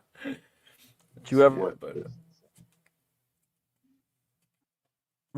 see it? There's a movie that's pretty cool, dude. It's called Dennis Quaid and Ben Foster in it. That was really good. Great. I thought that was pretty cool. Yeah, and the director, at least awesome. I don't know if it was the director or if it was his storyboard artist, but either way, with him or the story, I think it was the director, but the storyboard art was like on point, dude. And it's basically like these people they're out in space, and I think they're traveling somewhere like Mars or something like that, or even further, right? Yeah, further than Mars. And they wake up they wake up like in the middle of like hypersleep when it's too early, dude, before they even got to the planet, And they're like, well, fuck, dude, we're supposed to be there in like 20 years. We woke up 20 years too early, But when they wake up, there's like shit on the ship, dude, like alive. Like there's gangs of I think I did see that one. Like fucking mutated aliens living on the ship, Like it was fucking dope, dude. They're like trying to run away from them or something like that. Yeah, and they're like scenes living in the that where they're pipes. trying to run away in the pipe. Yeah. I think I did see that. That one was cool. I like that. It's just pretty dope, dude. I remember like seeing it in the theater, and I was just like kind of floored by it. So I was like, At that time, I was just buying up DVDs. Like, yeah, this shit's dope. And then, but in retrospect, it's a good one. It's pretty solid. Yeah, but that one was good. I like that I'm gonna go back and revisit that. Yeah, I might have to. That one was fun. Okay, look at he said, dude, I just watched it now. Nice. Yeah, I gotta go back and watch it again. The other good one is what's that one called? Yeah. Underwater or something like that. Underwater. Yeah, it's got that one chick in it from the Twilight series, but like you shouldn't let that dissuade you because it's freaking great. Yeah. Every now and then, like actors that you don't like from like a franchise or movies, sometimes they'll come out and like pull out a good, Dude, Underwater is fucking great. It's like The Abyss crossed with like Call of Cthulhu or something. It's crazy. Oh shit, that's crazy. We watched Dagon. Have you guys seen Dagon? Yeah, I enjoy that movie. A lot of people hate it. It's pretty dope. A lot of people hate on it. It was pretty dope. We did it on Horror Movie Club. That was pretty dope. Shit. It was another one. I always bring it up, but is a Brawl in Cell Block 99 with Vince Vaughn. Oh, that movie's fucking great. I fucking love that movie. Like one of the best I've seen in years. Like that movie, but I'm surprised nobody knows about that. A lot of people don't even know about that shit. I never. A lot of people know, and it's like we were talking about like actors. Like I'm not really into Vince Vaughn. Like I wasn't. I mean, he's kind of funny, but it was just like yeah. But in that movie, that's very like, country. It's not a very Vince Vaughn movie though. That movie's like way out of the box. Dark. It's like dark, like Quentin Tarantino, like Scorsese type, but not even that. It's from the director. It also reminds me. There's like a Chinese movie that was made years ago that they used a clip of on the Daily Show all the time. It's this movie called Story of Ricky. Ricky O. It's fucking crazy, hyper violent, like prison movie. Oh shit! Yeah, and it's like over the top. Like they take a dude's intestines out and they strangle him to death with it. Oh, that's pretty. That's like some Dead Alive shit. That's exactly what it's like. It's like Dead Alive, but like a prison movie.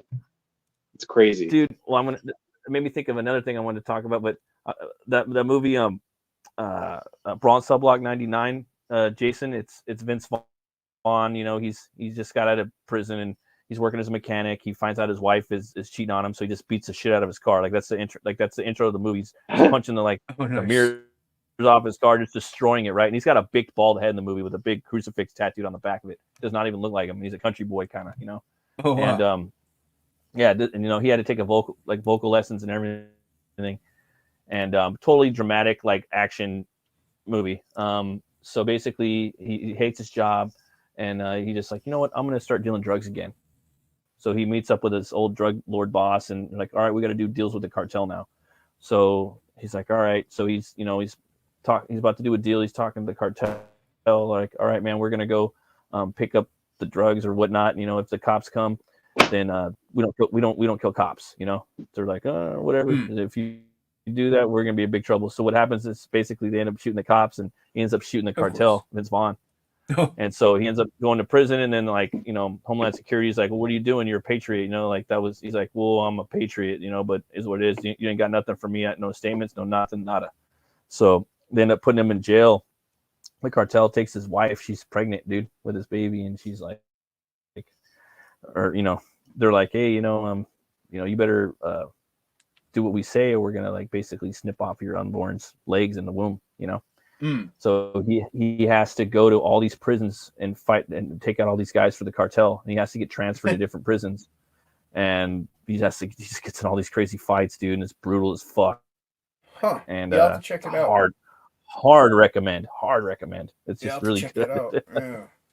That sounds cool. That director's just good. He's like one of the visionaries out there. I think it's P. Craig Zoller. I think that's his name. He did Bone Tomahawk. I don't know if you've seen that. No, but I heard. I heard about that movie. Yeah. It's the most brutally horrific horror western you'll ever see, and it's got Kurt Russell in it and an all-star an all-star cast. That's It's definitely third. worth watching. It'll make you feel fucking weird. It's got it's got monsters in it. They Nice. are monsters.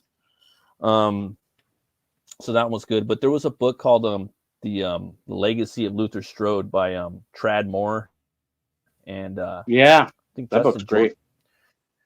And that's a fucking hard recommend, dude. Like, if you could pick up the trilogy, fuck, dude, the action in there is just like next level. I mean, the dude that draws like arms and limbs kind of rubber bandy. That's someone told me. I think it might have been Preston that described it that way. The dude draws like rubber bandy, like anatomy, but mixed with kind of a little bit of Mobius, a little bit of manga, and this dude, like in the first book, like each book, it's a trilogy, but you can buy like the trilogy in one. But the first book, right. He's a scrawny kid in high school. He opens up a comic, and it's like, if you work out like this is the Hercules workout. If you work out like this, you'll get buff, and huge. So he does it, and the kid starts getting ripped. He starts getting buff, Like the bully tries to like hurt him, and he just fucking like punches the bully's face off and shit, just starts taking people out.